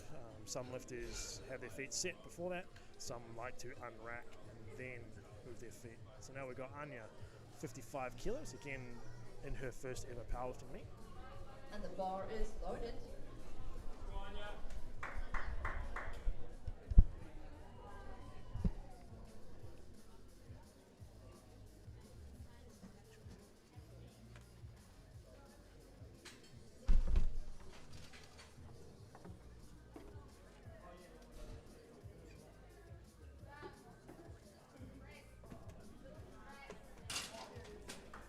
Good lift. Nice lift there by Anya. Going to Madeline with 57.5 kilograms on the bar. Next up we have Madeline with 57.5 kilos. Madeline made all her squats extremely fast, so we'll see And the if she bar has is the similar loaded. style with the bench press. That fast descent and fast eccentric.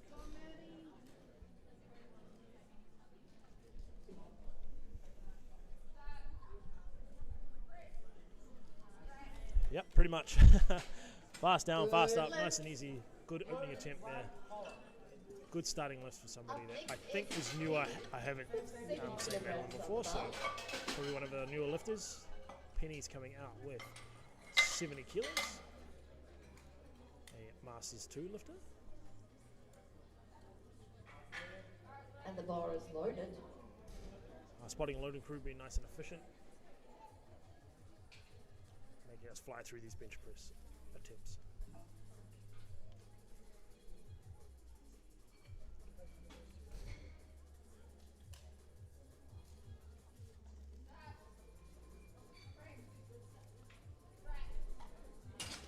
Very fast, very easy. Referee say 3 white lights. Good lift. All right, next up we have Cedar with 72.5 kilos for her first attempt. And the bar is loaded.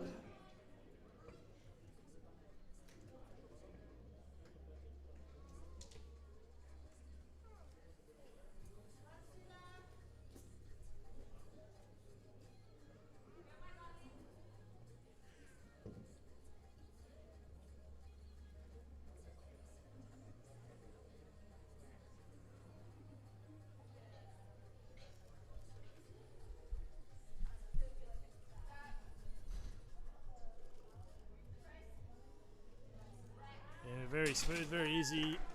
Took her time with the setup. 3 white lights, good lift. Brooke is up Next up we have Brooke at 72.5 with kilograms 72.5. as well. Brooke is a 84 kilo open lifter. And the bar is loaded.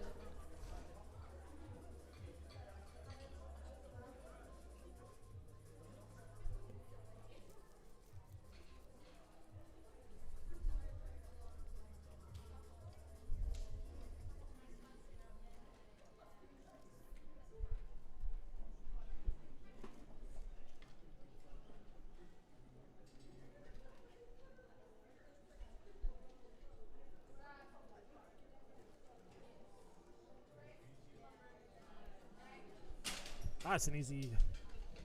Good lift. Good to see a lot of good attempt selections on the openers. Nothing left in missing opener. We don't deal with that. 100 kilos for Amber.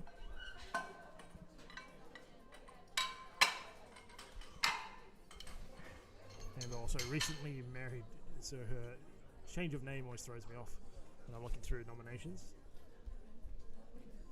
And the bar is loaded. Bar is loaded for Amber. 100 kilos.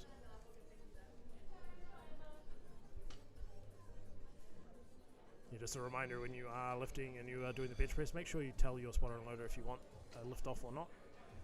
Otherwise we have this awkward standing around waiting to find out.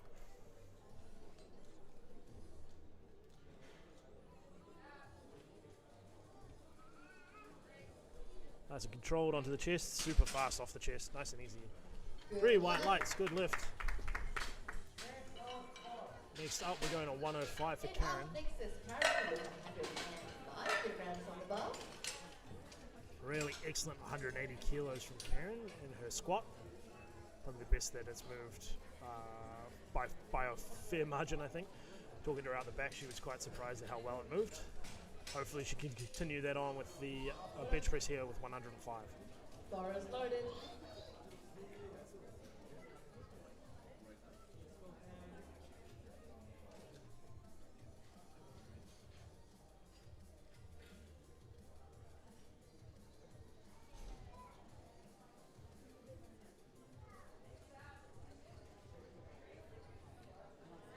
Super fast opening attempt there.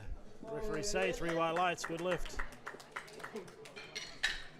Alright, next up we have Mary Lynn with 112.5 kilos. You definitely see a changing landscape of powerlifting recently, with a lot of new lifters, new coaches, new people helping out. A lot of our spotters and loaders are pretty new to the sport. It's really good to see some changing faces with quite a few of our older heads moving on, moving overseas or taking some time away. Mary Lynn with 112.5 kilos for her opening attempt. Big squat, 252.5 earlier on.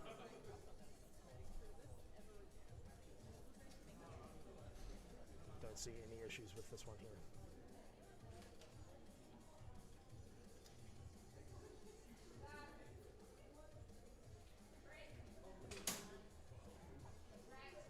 Actually, it flew up. It did hit the rack on the way through. It is allowed to hit the rack on the way up as long as it does not assist the lift. So she's just hit underneath the J-hooks, which obviously didn't help her at all. In fact, just hurt her. So nice and easy attempt. Good.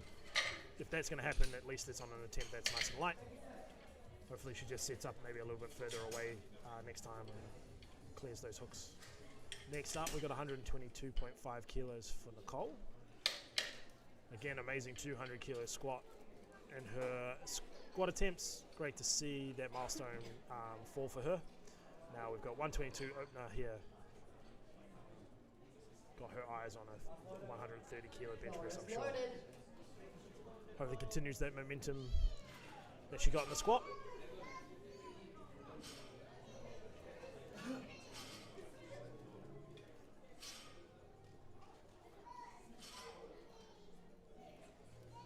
Let's go. Nice and easy. Fast opening attempt there, 3 white lights, good lift. Next, okay, we're going to start our second round. We've got Anya with 160 kilos. Not 160 kilos, that's a lie, it's just 60 kilos.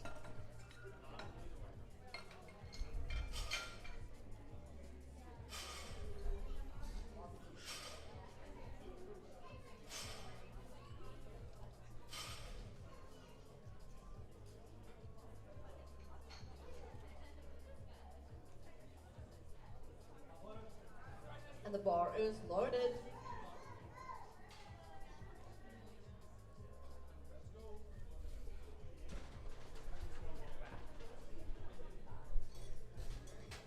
To a 5 kilo jump, Shifanya.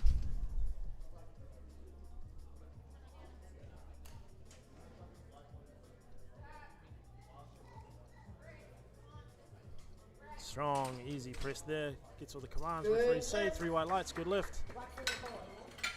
All right, we've got Madeline with 62.5 kilos. So we were talking about it a little bit earlier with Eric in terms of our Worlds team. So we've got Worlds coming up. I think it's about 12 weeks' time.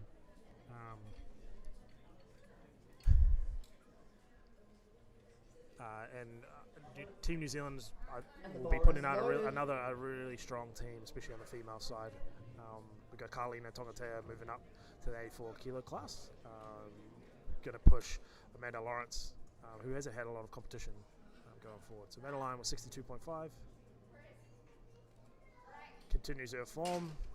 Fast down, fast up, 3 white lights. Very good. So we're really looking forward to seeing Carlina step up to another weight class and hopefully push Amanda Lawrence and stand at the top of the podium at Worlds. We've also got Megan Lee Smith, who now with Evie moving up weight class is in the 52 kilo class and recently broke the world record. And I know for a fact that she'll be ready and primed to take her first Open World Championship. She was a junior world champ a few years back.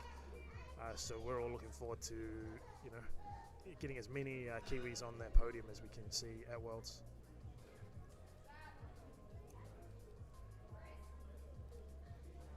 Good strong press there from Penny. Nice 2.5 kilo jump, 3 white lights, good lift. Next up we got Cedar with 75 kilos.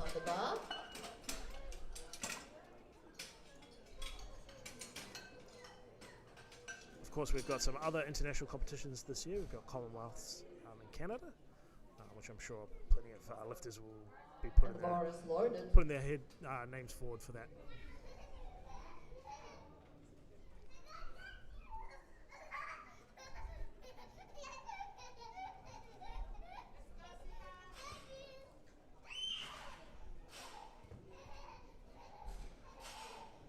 Cedar is part of the 09 Barbell crew. Coached out of Auckland here.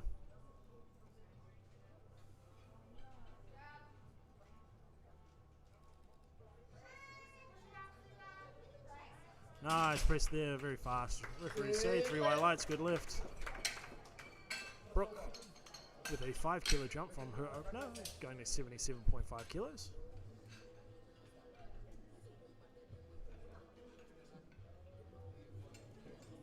Brooke is up next with 77.5 kilograms, and the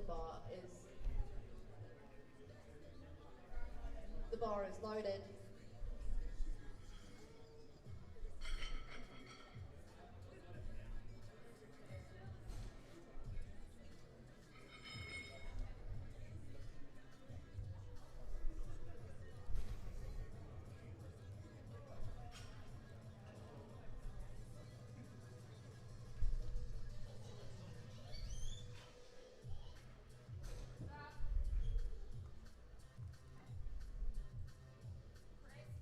Very slow under the chest, takes some time to get there. Yeah, just a little bit too much.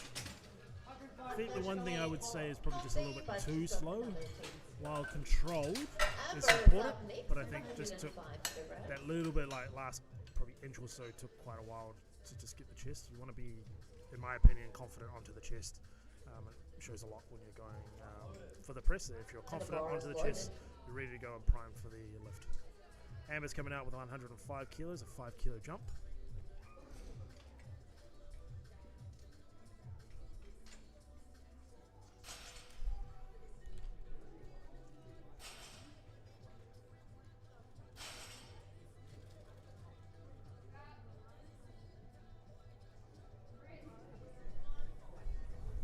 Has a little bit of a fight with it, gets it up. Referees, three white lights. Extra shout out for our referees. We've got head referee Joe, side refs we've got Sifra and Manaki. Massive shout out to those guys. This could be quite a long day when you're refereeing 2 big flights, but they're doing a really good job so far. And we've also got Mel on our TC. Karen is coming out with a 5 kilo jump, 110 kilos for her second attempt. First attempt flew, second attempt I'm sure will do the same. Again, coached by James. Really good with his game day attempt selections.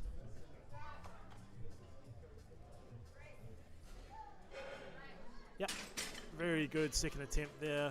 3 white lights, good lift. Good lift. Like, might be 5 kilos in there. Bring this up next to the Depends, might be on the conservative side and go 2.5, but I think 5's probably there. It'll be a fight, but she can make that decision if she wants. Mary Lynn has gone up 5 kilos to 117.5.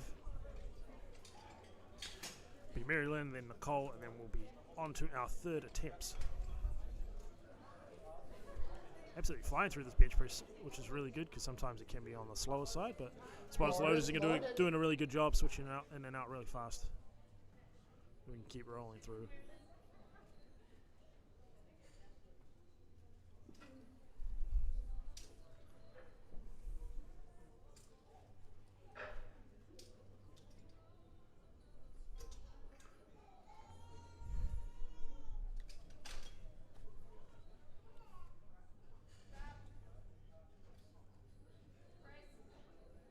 Slow onto the chest. Gets the rack command. What do the refs say? Yeah, unfortunately she did beat the press command. Jumped the press command, so a little bit too early on the press. Sometimes lifters, when they are quite slow and controlled onto the chest, they can be quite primed to press.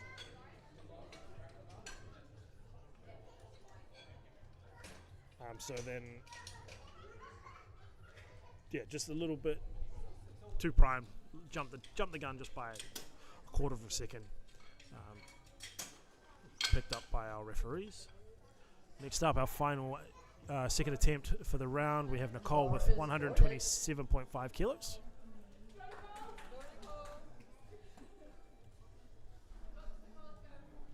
Hope no one's super fast. See what the second attempt looks like.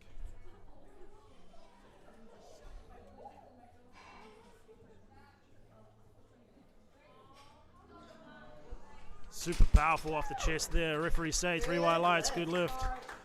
Now this will be interesting. I know the record is 130.5 for Auckland 84.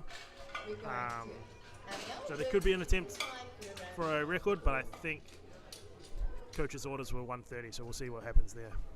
65 kilos for Anya, starting us our third round of bench presses.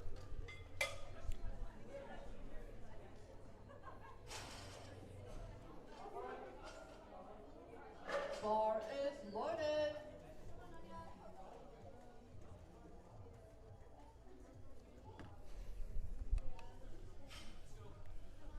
Two good attempts to start her off in the bench press. Now going on to a 1 blue per side, 65 kilos.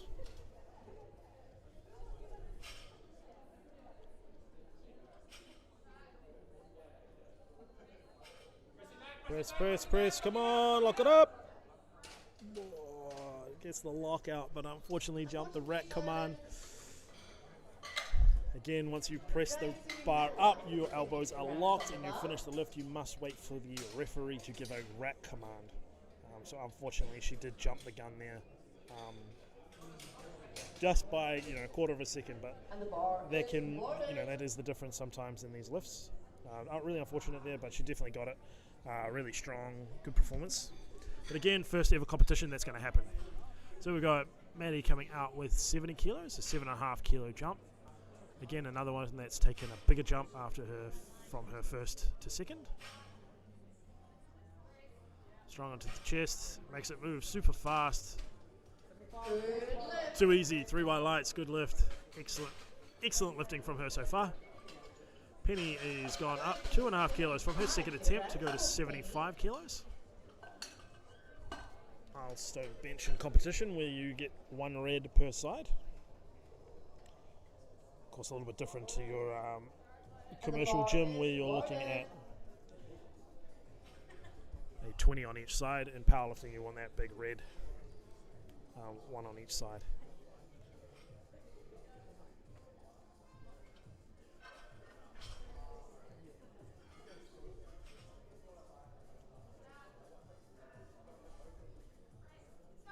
Go, push, push, push, lock it out, come on! Oh, it's a fight, it was a scrap. Referee say 2-1. Unfortunately, just a little bit too much up and down movement there. So again, I mentioned it before, but when you press in all the lifts, they must be in one movement, so you cannot go down and then back up. There's just a little bit in terms of her fight where the bar just dipped a little bit. Can be quite hard to see.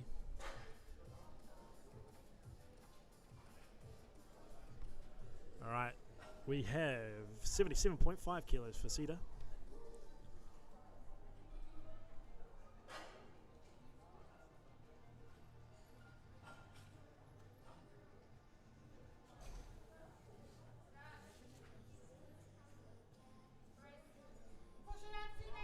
Beautiful attempt there. She looks so strong today. 3 white lights, good lift. Very, very good. Weight stays the same for Brooke. Missed it on her second. It was quite slow to her chest, so that last sort of probably half an inch to an inch was really slow, and I think if she can just sort of be a little bit more confident in terms of her taking it to the chest, she'll get this one, because she looked really strong on her opener. It's a 5 kilo jump. Might have been a little bit higher, but I feel like she's got the strength for it. Just got to lock in the technique.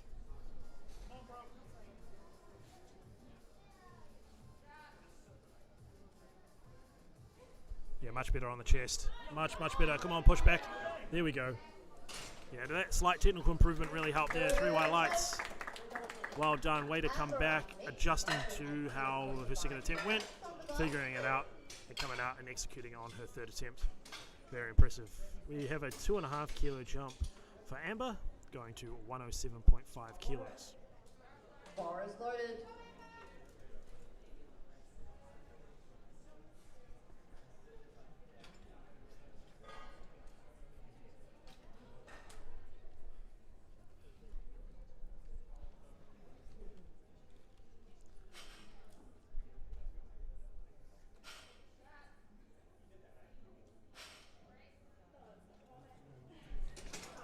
Just a bit too much today. I think she made that decision probably a bit earlier than she probably should have. She's alright, she walks off with a smile. Got up. Yep, so Karen did just go up the 2.5 kilos. Thought maybe they might push it to 5, but I think overall made the right decision here to go up 2.5. Be slightly on the conservative side, but going into deadlifts being 6 for 6, I think it's probably more important than trying to eke out 2.5 kilos.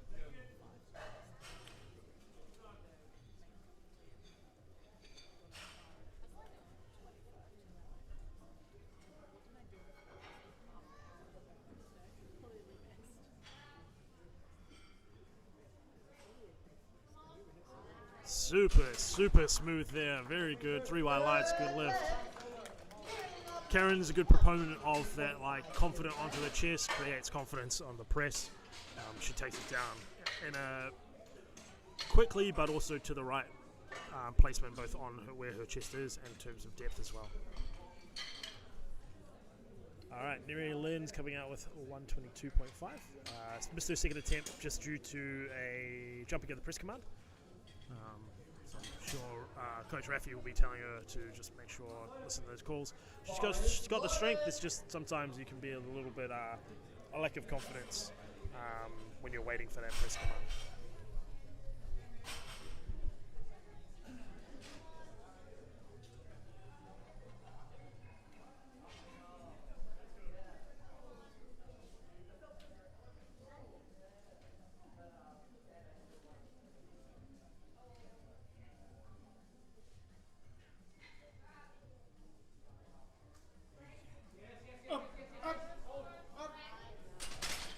Beautiful third attempt there, 3 white lights, good lift. Way to come back, not being afraid of that miss. All right, we have our first Auckland record attempt. weekend. I didn't see the bench press, but I'm going to assume, This is a regional based on what I've record. seen. So we've got 131 for Nicole. Second attempt flew. Opener was nice and easy. You know, it's one of the things about the bench press, especially on the female side, although it's a little bit less common these days, but you know, small jumps can affect the bench press in a bigger way than maybe you perceived, especially on like a bigger lift. You're probably thinking, you know, what's 3.5 kilos? And the bar is loaded. All right, here we go. Auckland record 131 for our final bench press of the session. Come on, Nicole. Let's go, Nicole.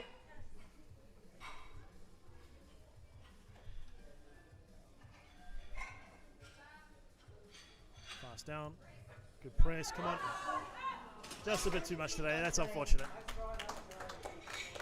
A little bit too much. That's a bit of a shame.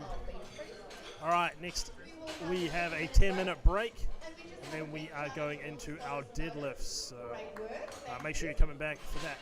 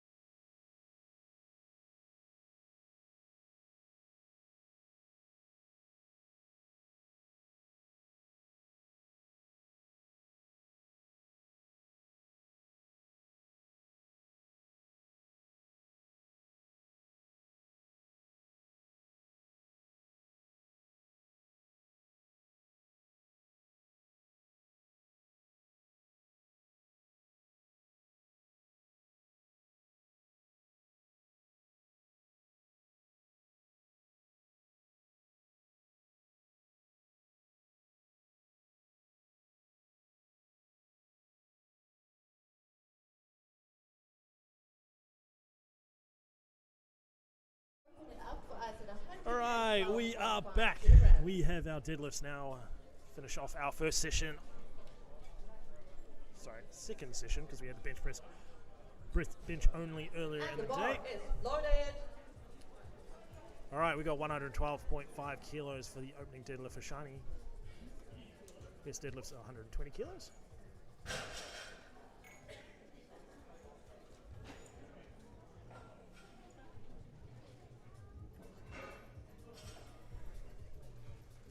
So you see plenty of different types of setups in the deadlifts.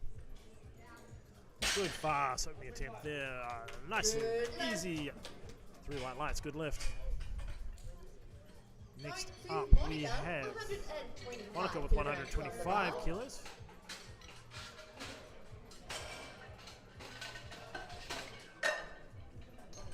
Okay.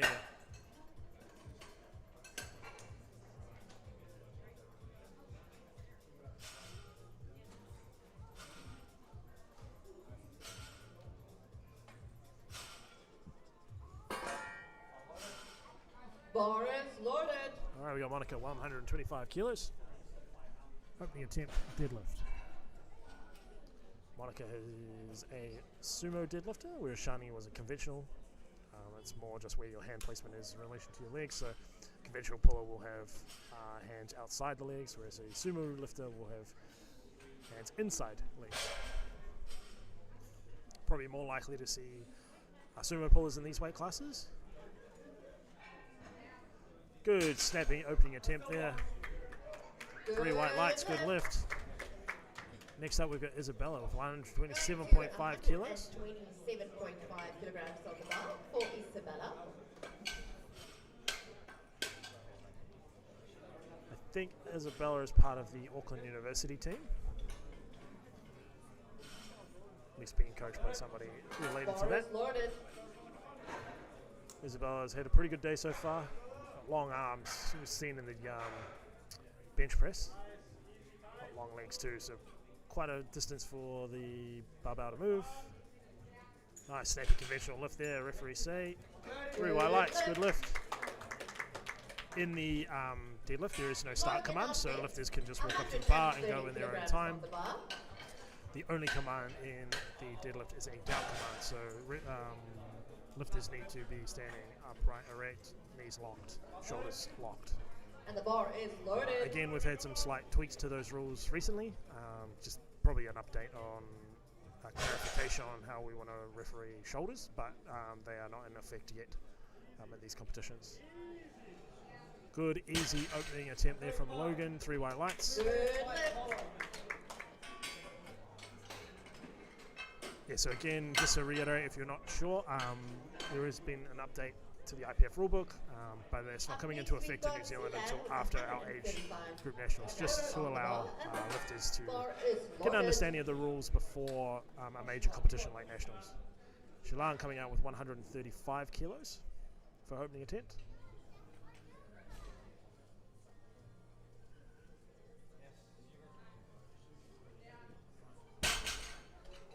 Really strong attempt there, 3 white lights, good lift. Next up we've got Sarah with 147.5 kilos. Very, very good deadlift, 52 Masters 1 lifter.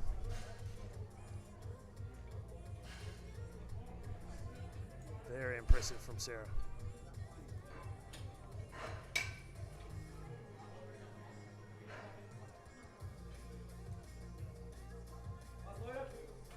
Bar is loaded.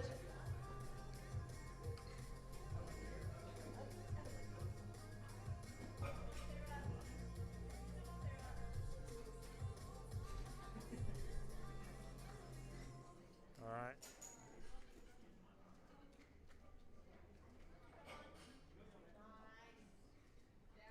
Good, strong attempt there. A little bit on the slower side, but I think she just probably deadlifts along those lines anyway. So next up we got 152.5 for Alyssa. 52.5 kilograms on the bar. Very, very good deadlifter as Dr. Alyssa.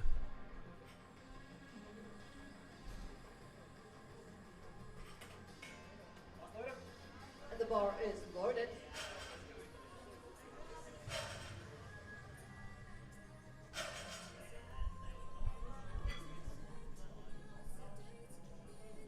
another cool, calm, collected approach to the bar.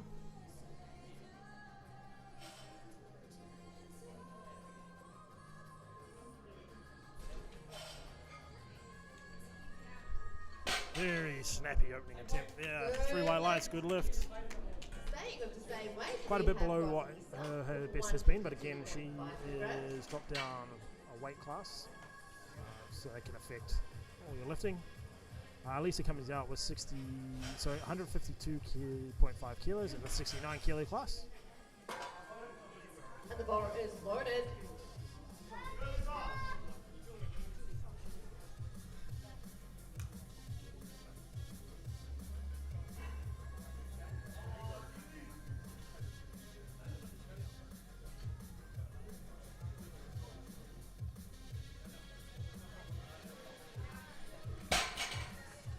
Good solid attempt there, 3 white lights, good lift. William is going to come out with 157.5 kilos. 0.5 kilograms on the bar. The open 66 kilo class.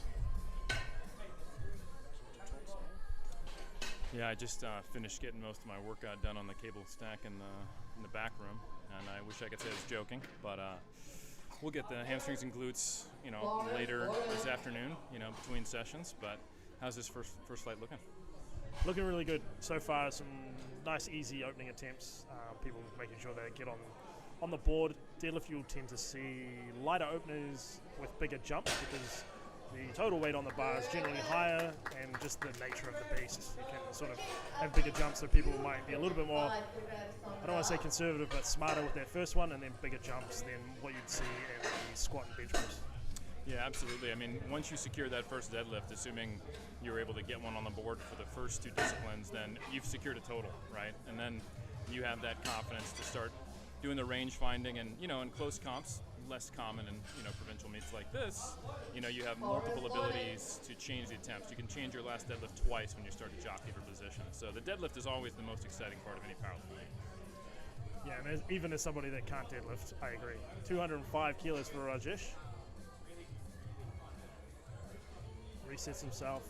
Might have realized that he didn't have his belt on. So in powerlifting, you can't change anything on your uniform except for the belt once you're on the platform. So some lifters choose to put on the belt or tighten it up once they're on the platform. 3 white lights, good lift. So is this the first time ever that weight stack in the warm-up rooms have been used?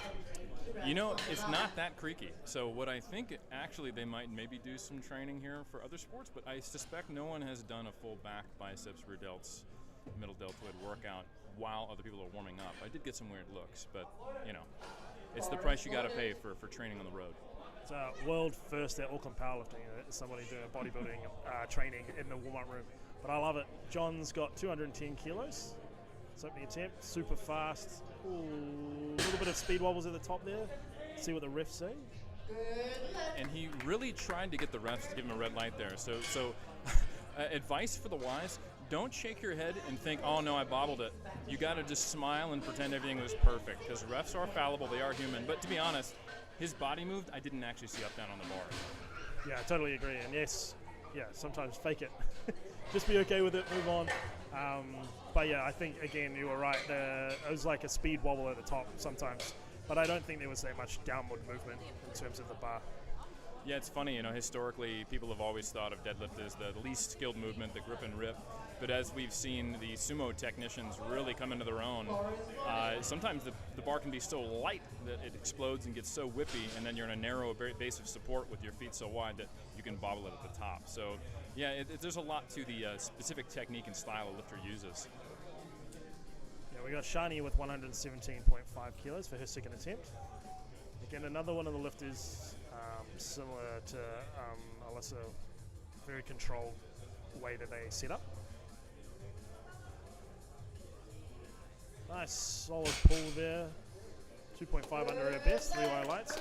Yeah, and I know me and Jason have talked about it a fair bit, but the volatility of sumo, while everybody sort of says, it's cheating or whatever it might be, that volatility is something that they have to contend with.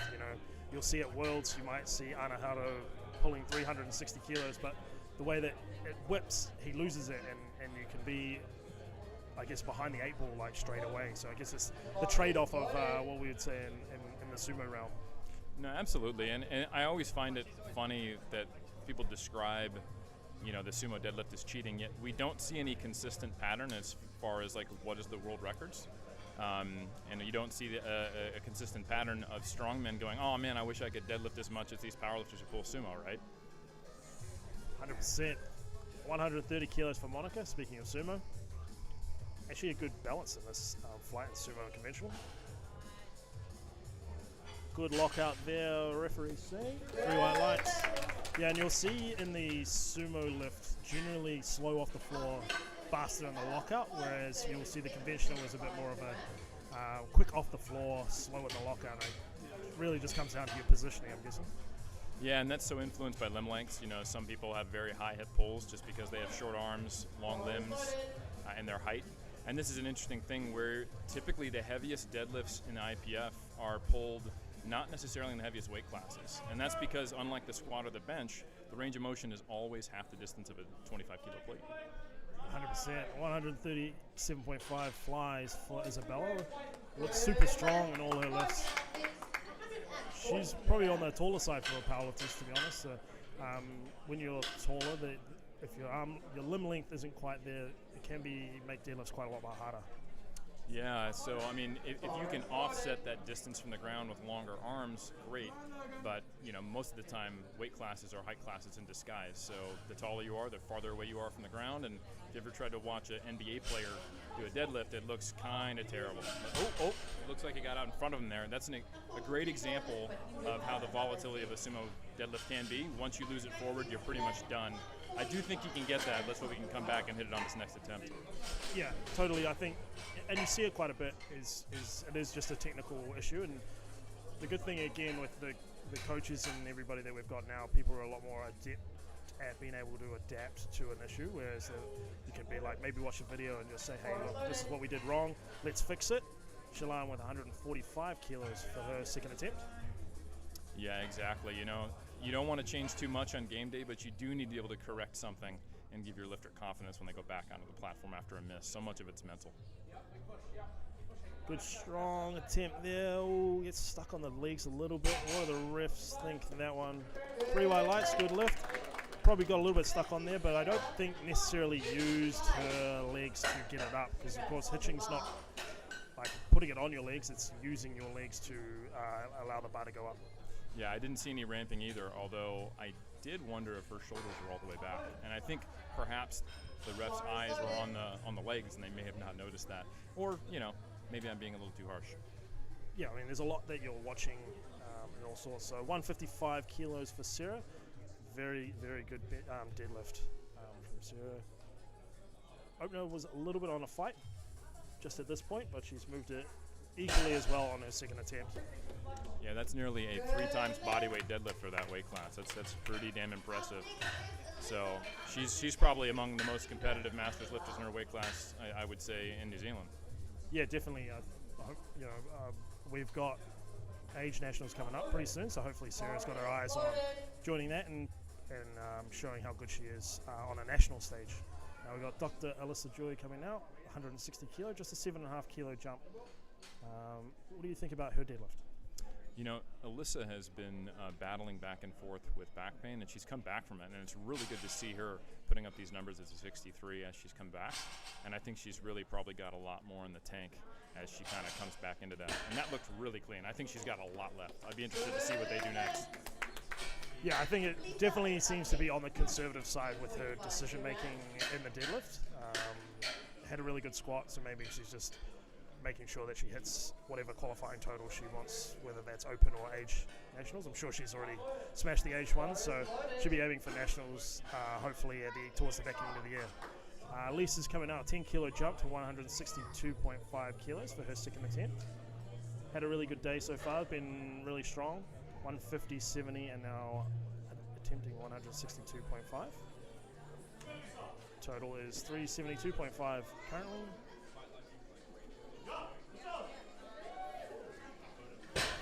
Very fast. So here's my question to you. Now that we've got these age nationals, do you see yourself trying to join our into our Masters competition at Nationals anytime soon?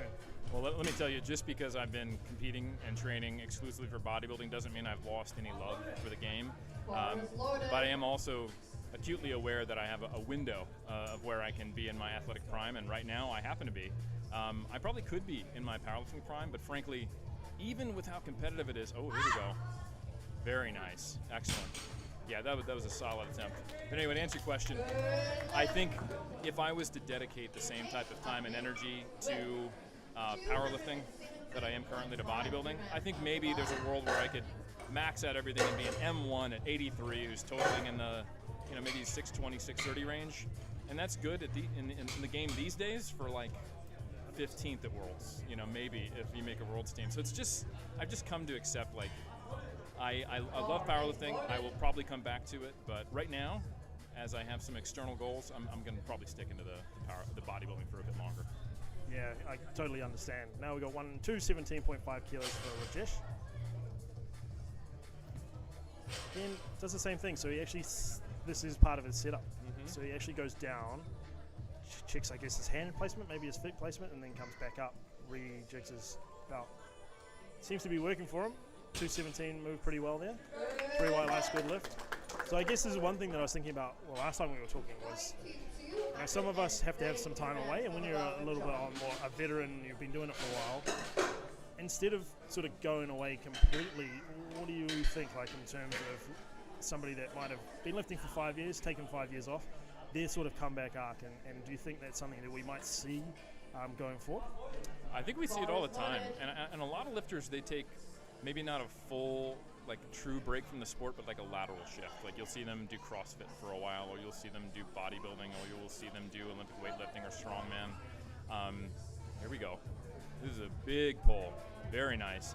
Much cleaner. Last time he had that little bit of a bobble. This time it looked a lot smoother, and you can tell he went up higher in load, and he had more stability at the top because it's so fast to lock out for that style of sumo pull. Yeah, that extra bit of weight can really help. Yeah, exactly. And it's a tough thing. I've actually had some lifters who pull sumo who I have them open heavier than I'd ideally want them to, just to give them that more clear kind of position. So yeah, it's different for every lifter. That's actually a really good point, because I kind of hadn't thought of that as an opportunity to, I guess, lock in that technique or not have that variability that can happen when you do open light. So that's actually an interesting way of thinking about it with a sumo lifter. Shani's going to come out with 122.5 kilos for her third and final attempt. Now her best deadlift is to 120. So she's gone 2.5 kilo PB. She did compete not too long ago. Hopefully she can do this again. Nice and deliberate setup. It was a bit of a fight on her second attempt, but plenty of support here in the crowd will hopefully get her through. Yeah, absolutely. It always feels good to be able to hit a PB on the platform. That's what lifters live for, even if it's only 2.5. Let's see if she's got it in her. Let's go! Oh, not quite there, but she gave it a good crack. And you know what? It's when you make these small jumps and you go for a PB, you'll probably be more regretful not trying it and not knowing if you would have got it than attempting it and missing. At least that's how I feel.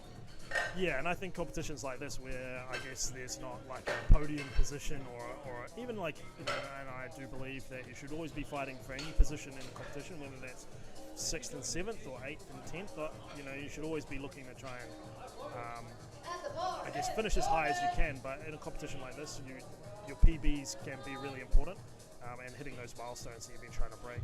Now you got Monica here, who's gone up 5 kilos from her second attempt to 135 kilos. Another sumo lifter.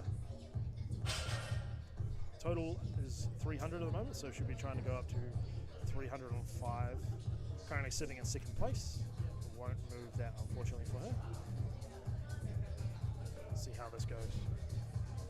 Get the head nod.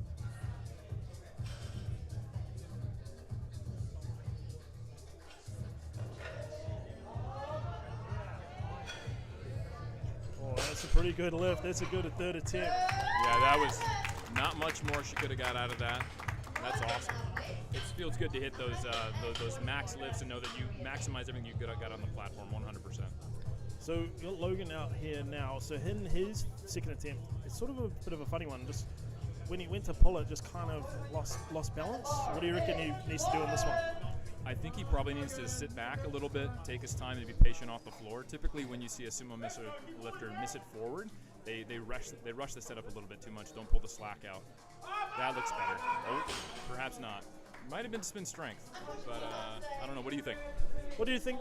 I think maybe he's just going a little bit too fast. You know, sumo lifters tend to need to be taking their time to get their foot placement and their hips sort of in the right spot, and I think maybe he's taken almost like a conventional style to it, and it's probably just pulled him out of position twice. And I think he's he's a sub-junior, so subbies are meant to make mistakes. It's kind of the whole reason why you compete. So I think he'll learn from this, hopefully, and not be discouraged, just understand that it's a learning curve and go from there. So we've got Isabella now with 145 kilos, a 7.5 kilo jump, currently sitting in first place in the 69 juniors. Let's go! Just a little bit too much today. So we have started to see quite a few lifts so far that haven't even broken the floor. Do you think maybe it's just a little bit of like the days got to them, or maybe a little bit too ambitious? Yeah, I think it's just important to go back to what we talked about earlier. There's a lot of junior, sub-junior, novice lifters here, and there's a true skill to actually lifting what you're truly capable of. A lot of lifters, they can't truly express their maximal strength yet, and it's hard to stay in that grind. And let's see if Shaylin can. There she goes. Oh yeah, what a fight. Let's go. Pull those shoulders back. All right. Now let's see if the refs like the shoulder position. 2-1, that's good.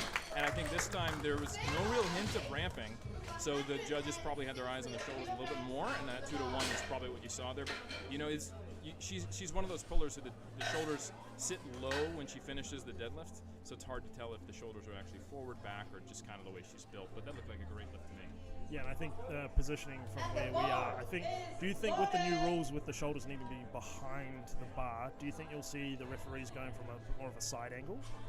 I mean, they would need to, but that's one of those things, like historically refs just kind of sit in the same spot, even though the rules allow them to move around.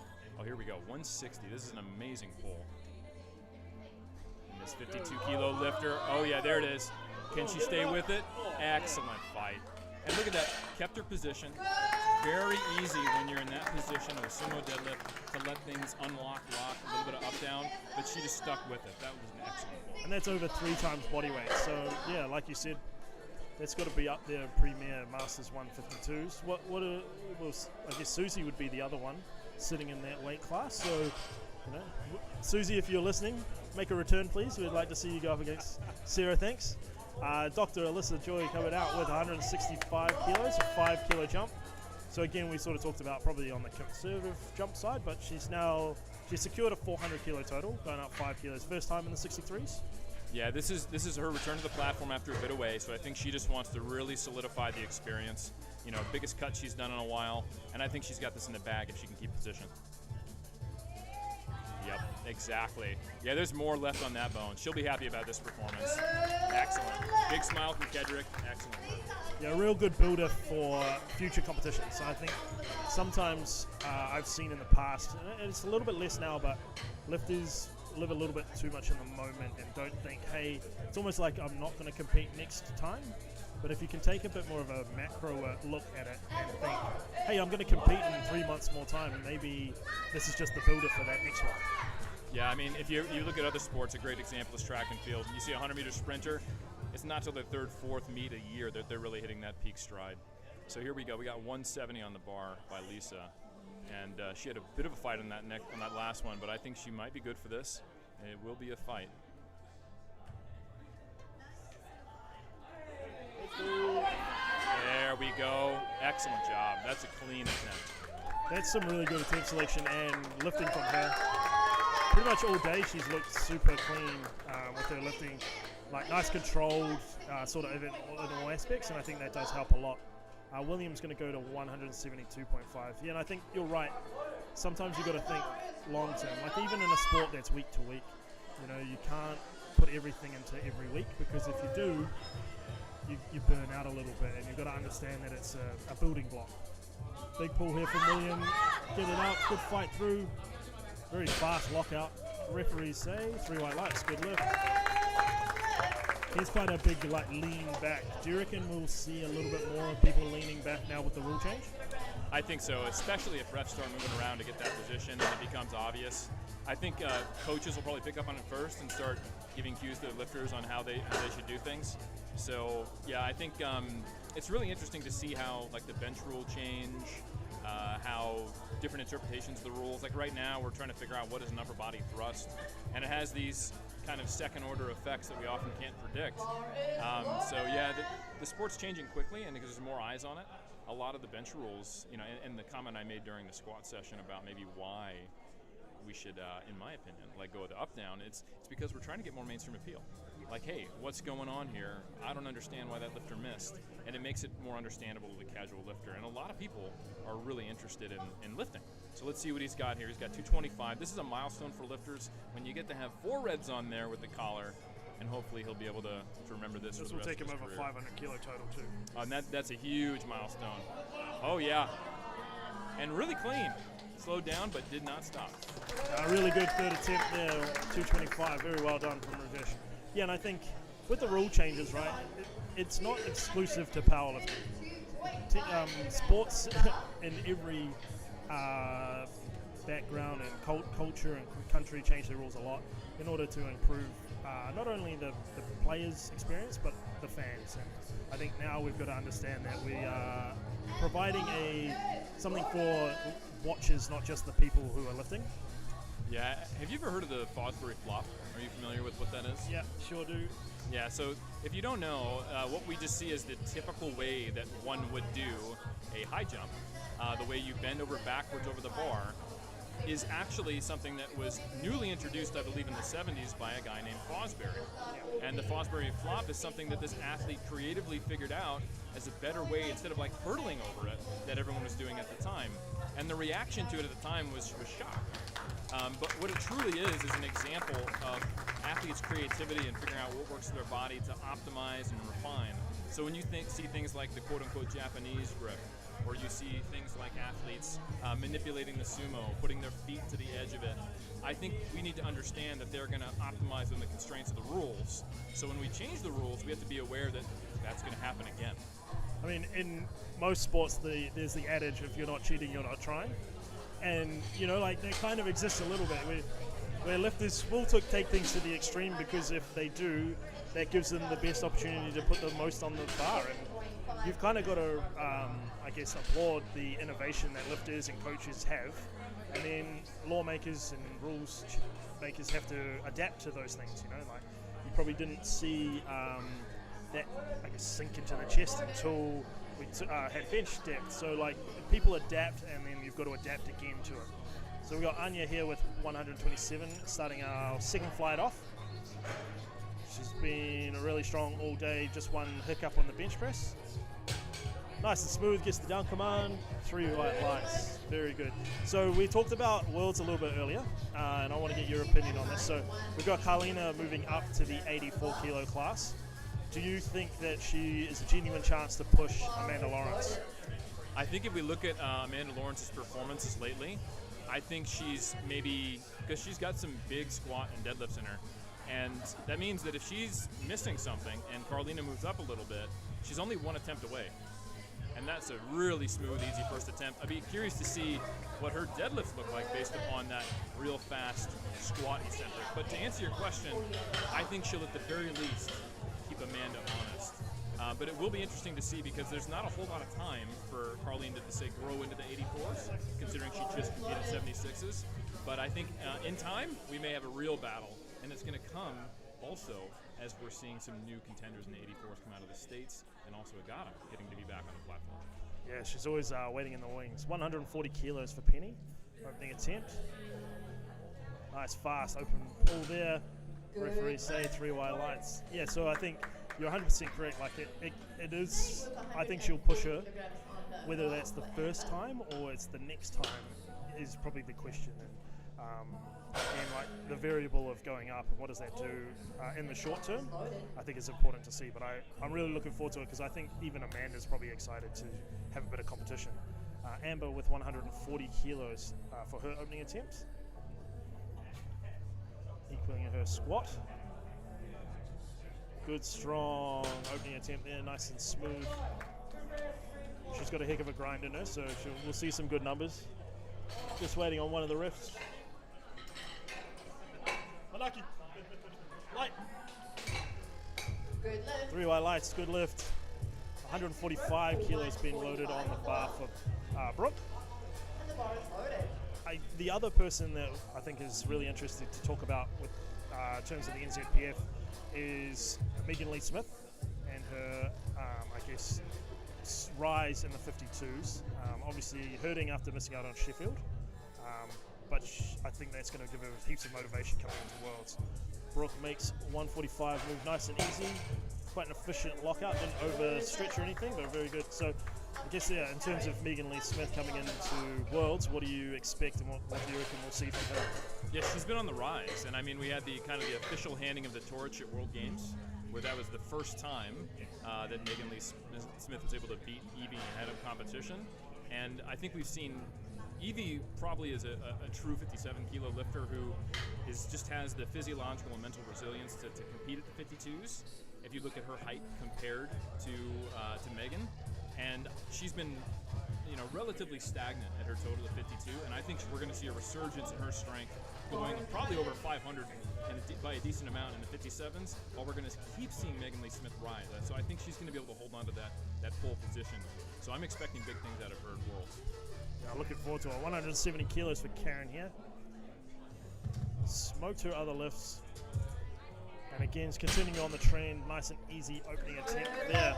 3 white lights. Yeah, I think, as you said, that World Games passing of the torch is something that was really good to see. Megan Lee's been working really hard to take that spot, and I think it's a good time for Evie to make that move back up. Obviously with the way that powerlifting works at the moment, Sheffield into Worlds, into World Games, into Sheffield again, it can be a bit of like a washing machine of hard work. And not a lot of time to reset and recalibrate. So I think it's a good time for her to be able to do that. No, I totally agree. And it'd be really interesting to see what's coming in these future competitions. Like we got Crandon Warford in the 76s who's showing she's a legitimate contender. And then, okay, Carlina's moving up. And let's see what happens with her. So some of these weight classes that have been relatively set for a bit have drastically changed this year. So it'll be really interesting to see what comes in the coming months. Cedar with 175 kilos for her opening attempt. A little bit of a fight through sort of that lockout area, but that is sometimes the way conventional can be, and also sometimes the way that a lifter can be. 175 coming out for Nicole.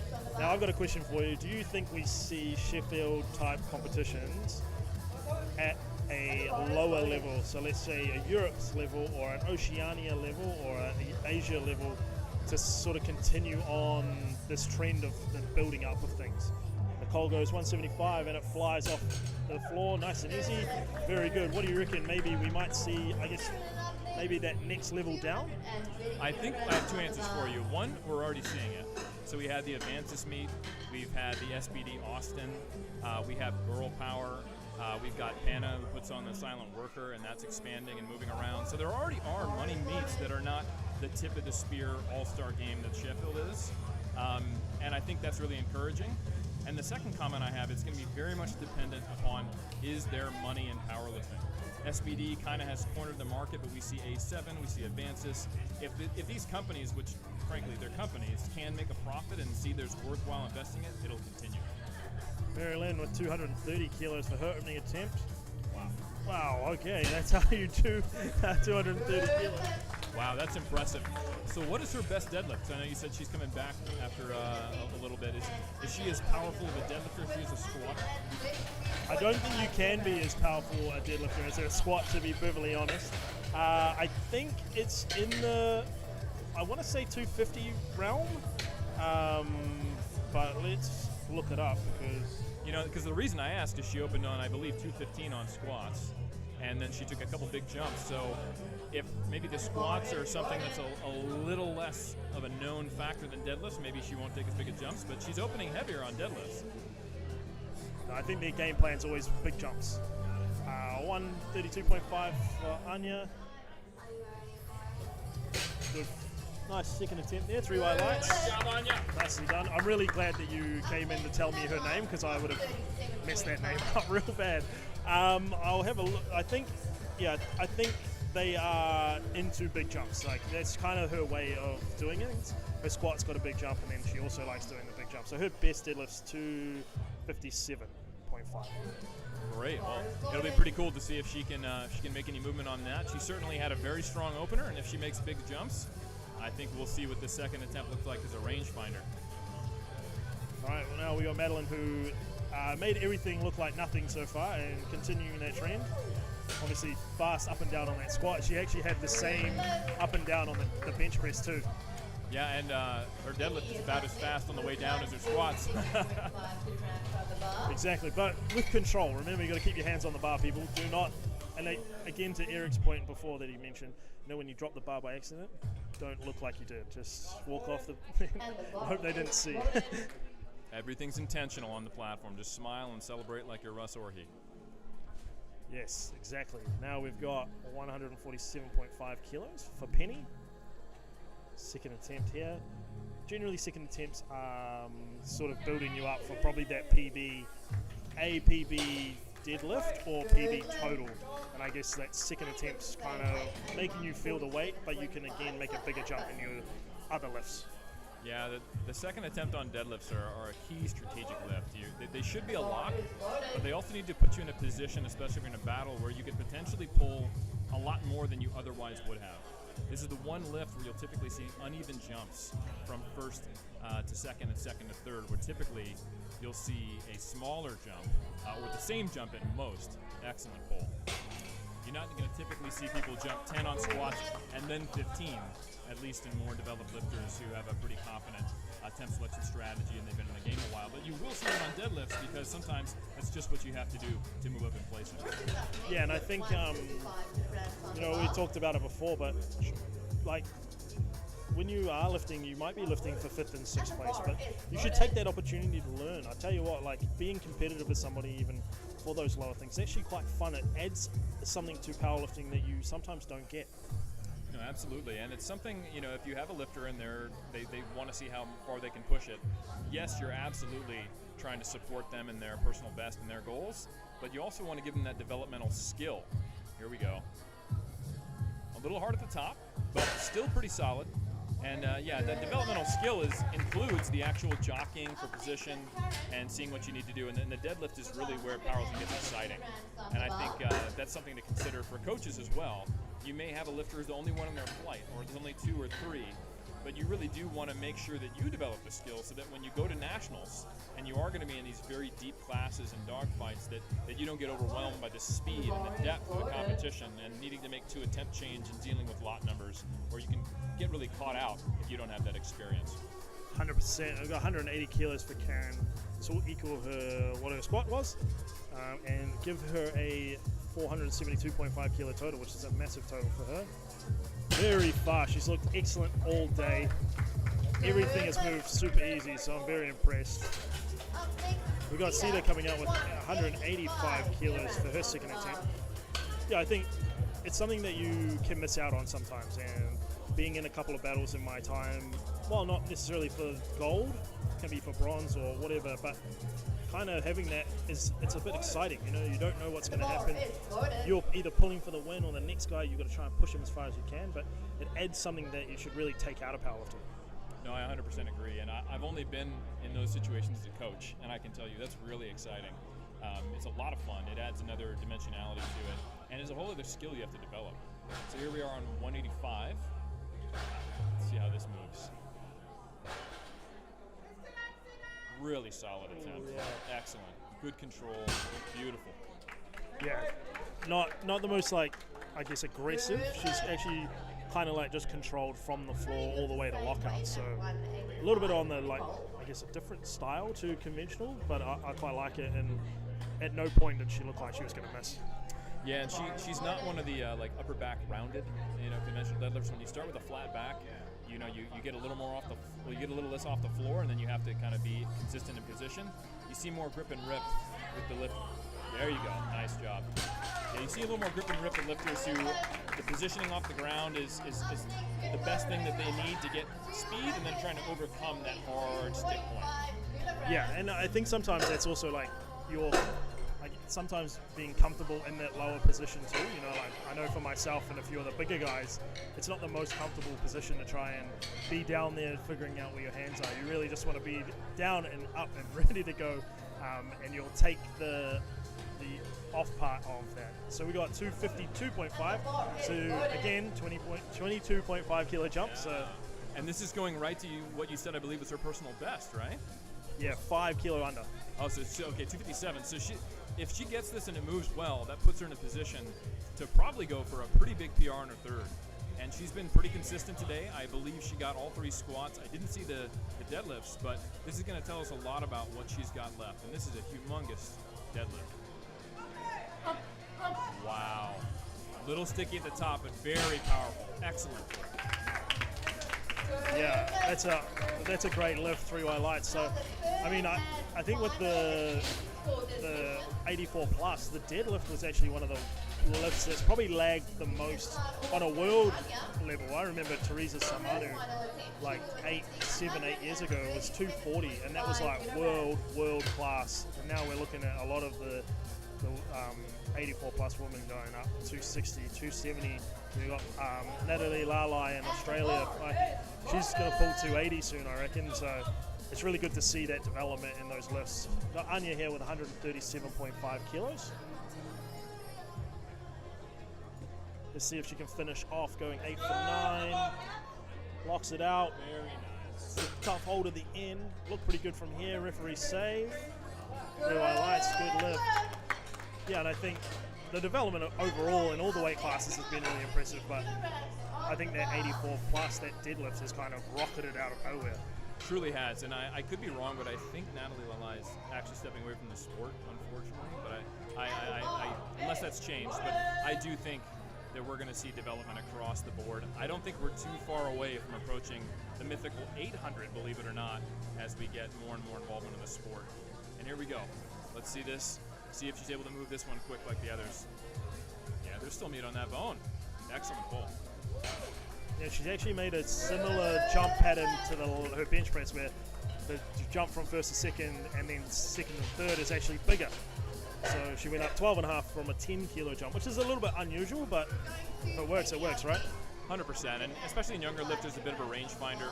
You're mentioning how the position can be a problem for larger bodies, and that is actually one thing I really like about the opportunity to pull sumo. We're starting to see more lifters in heavier weight classes experiment with that to figure out where they need to be or taking a wider grip. So I think we're going to see more and more people figure out the best way to push these deadlift records instead of just doing what was traditional. 155, third attempt for Penny, locks it out, nice and fast. Smile at the top, referee say 3 white lights, excellent lifting. Yeah, I mean the poster boy for sumo from the super heavyweights was Nauruan lifter, Jezza. You know, and that was a bit of a, I have to do this, but now we're finding guys are finding their rhythm with that instead of just doing it because they think they have to. 155 kilos for Amber, 7.5 kilo jump.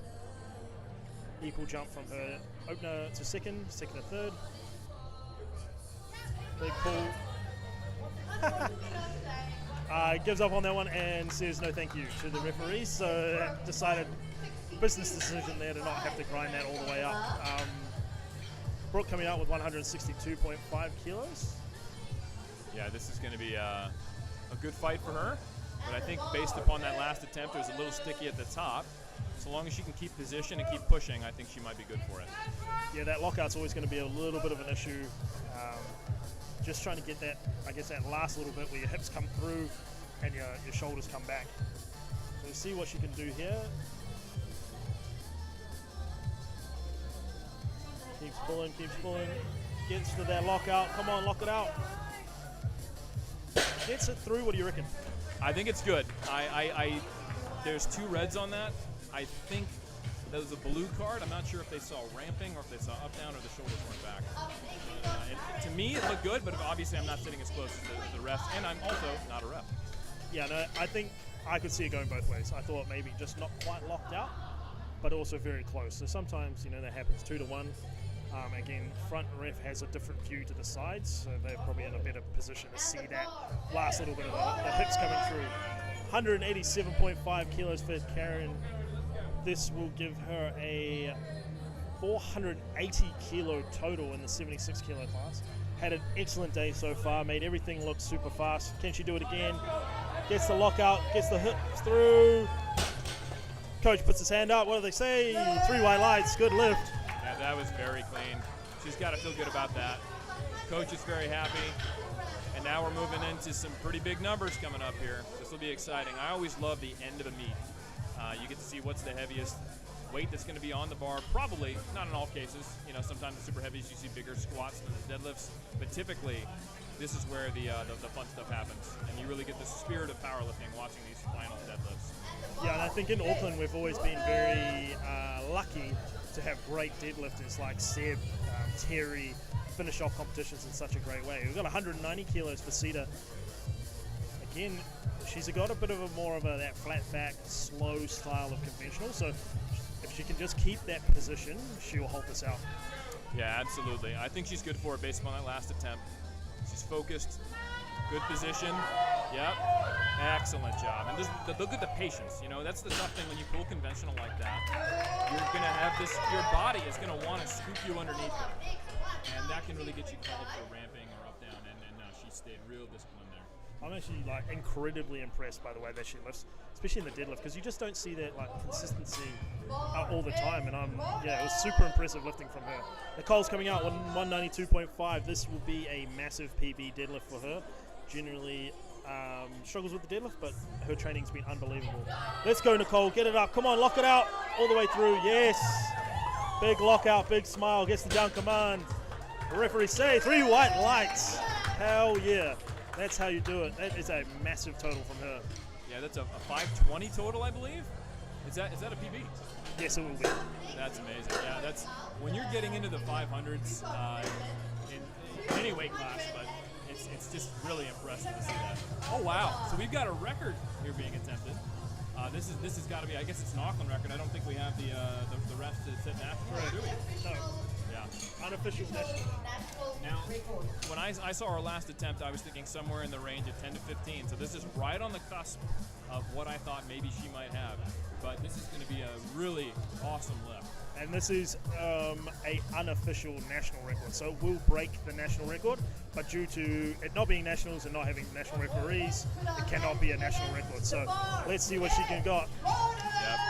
She's got, man, she's so focused, so stoic, you know. She got the ammonia and barely even responded to it. But I bet you there's a lot of intensity going on inside between those 2 ears. Yeah, she's a super intense type lifter. Doesn't say a lot, doesn't make a lot of noise, but you can tell in her mind she's ready to go. Taking her time here. Rips it up. Let's go. Come on, lock it out. Go, go, go, go. Get the hips through. Come on. All the way through. Gets it locked out. Referee say 3 white lights. That is a unofficial New Zealand record.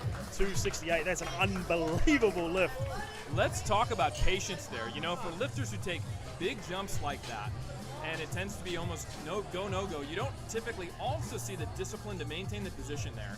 And you'll notice that she had a little bit of soft knees for a bit, and I was like, oh, I don't know if this is going to count. And then she straightened the knees. That is so hard to do. And just fighting with it, and sometimes lifters will stop with those knees and not take that last little step to go that extra mile. And I think credit to her coach and credit to everybody giving her a little bit of extra energy to lock that out. But I tell you what, she's coming for the world stage. We've already seen her having a massive squat. Her bench just needs a little bit of work to get to that next level. But that deadlift, if that's coming as hard as it is, we're in for something massive. No, absolutely. And as you said, I think her squat is still recovering to its highest peak, right? So we're very easily looking at a mid-600s total. And, you know, like you said, if she builds upon that on that bench, now we're talking about a high 600s total. And that has been good for podium. So I'm really excited to see what we're going to see out of her in the future. Thank you very much for joining me, mate. I hope you guys enjoyed listening and watching Auckland Champs for the first session of the 3 lift. Thank you very much for tuning in. Thank you, Eric. Appreciate your time. My pleasure. Thank you for having me, and thank you all for watching. Cheers, eh?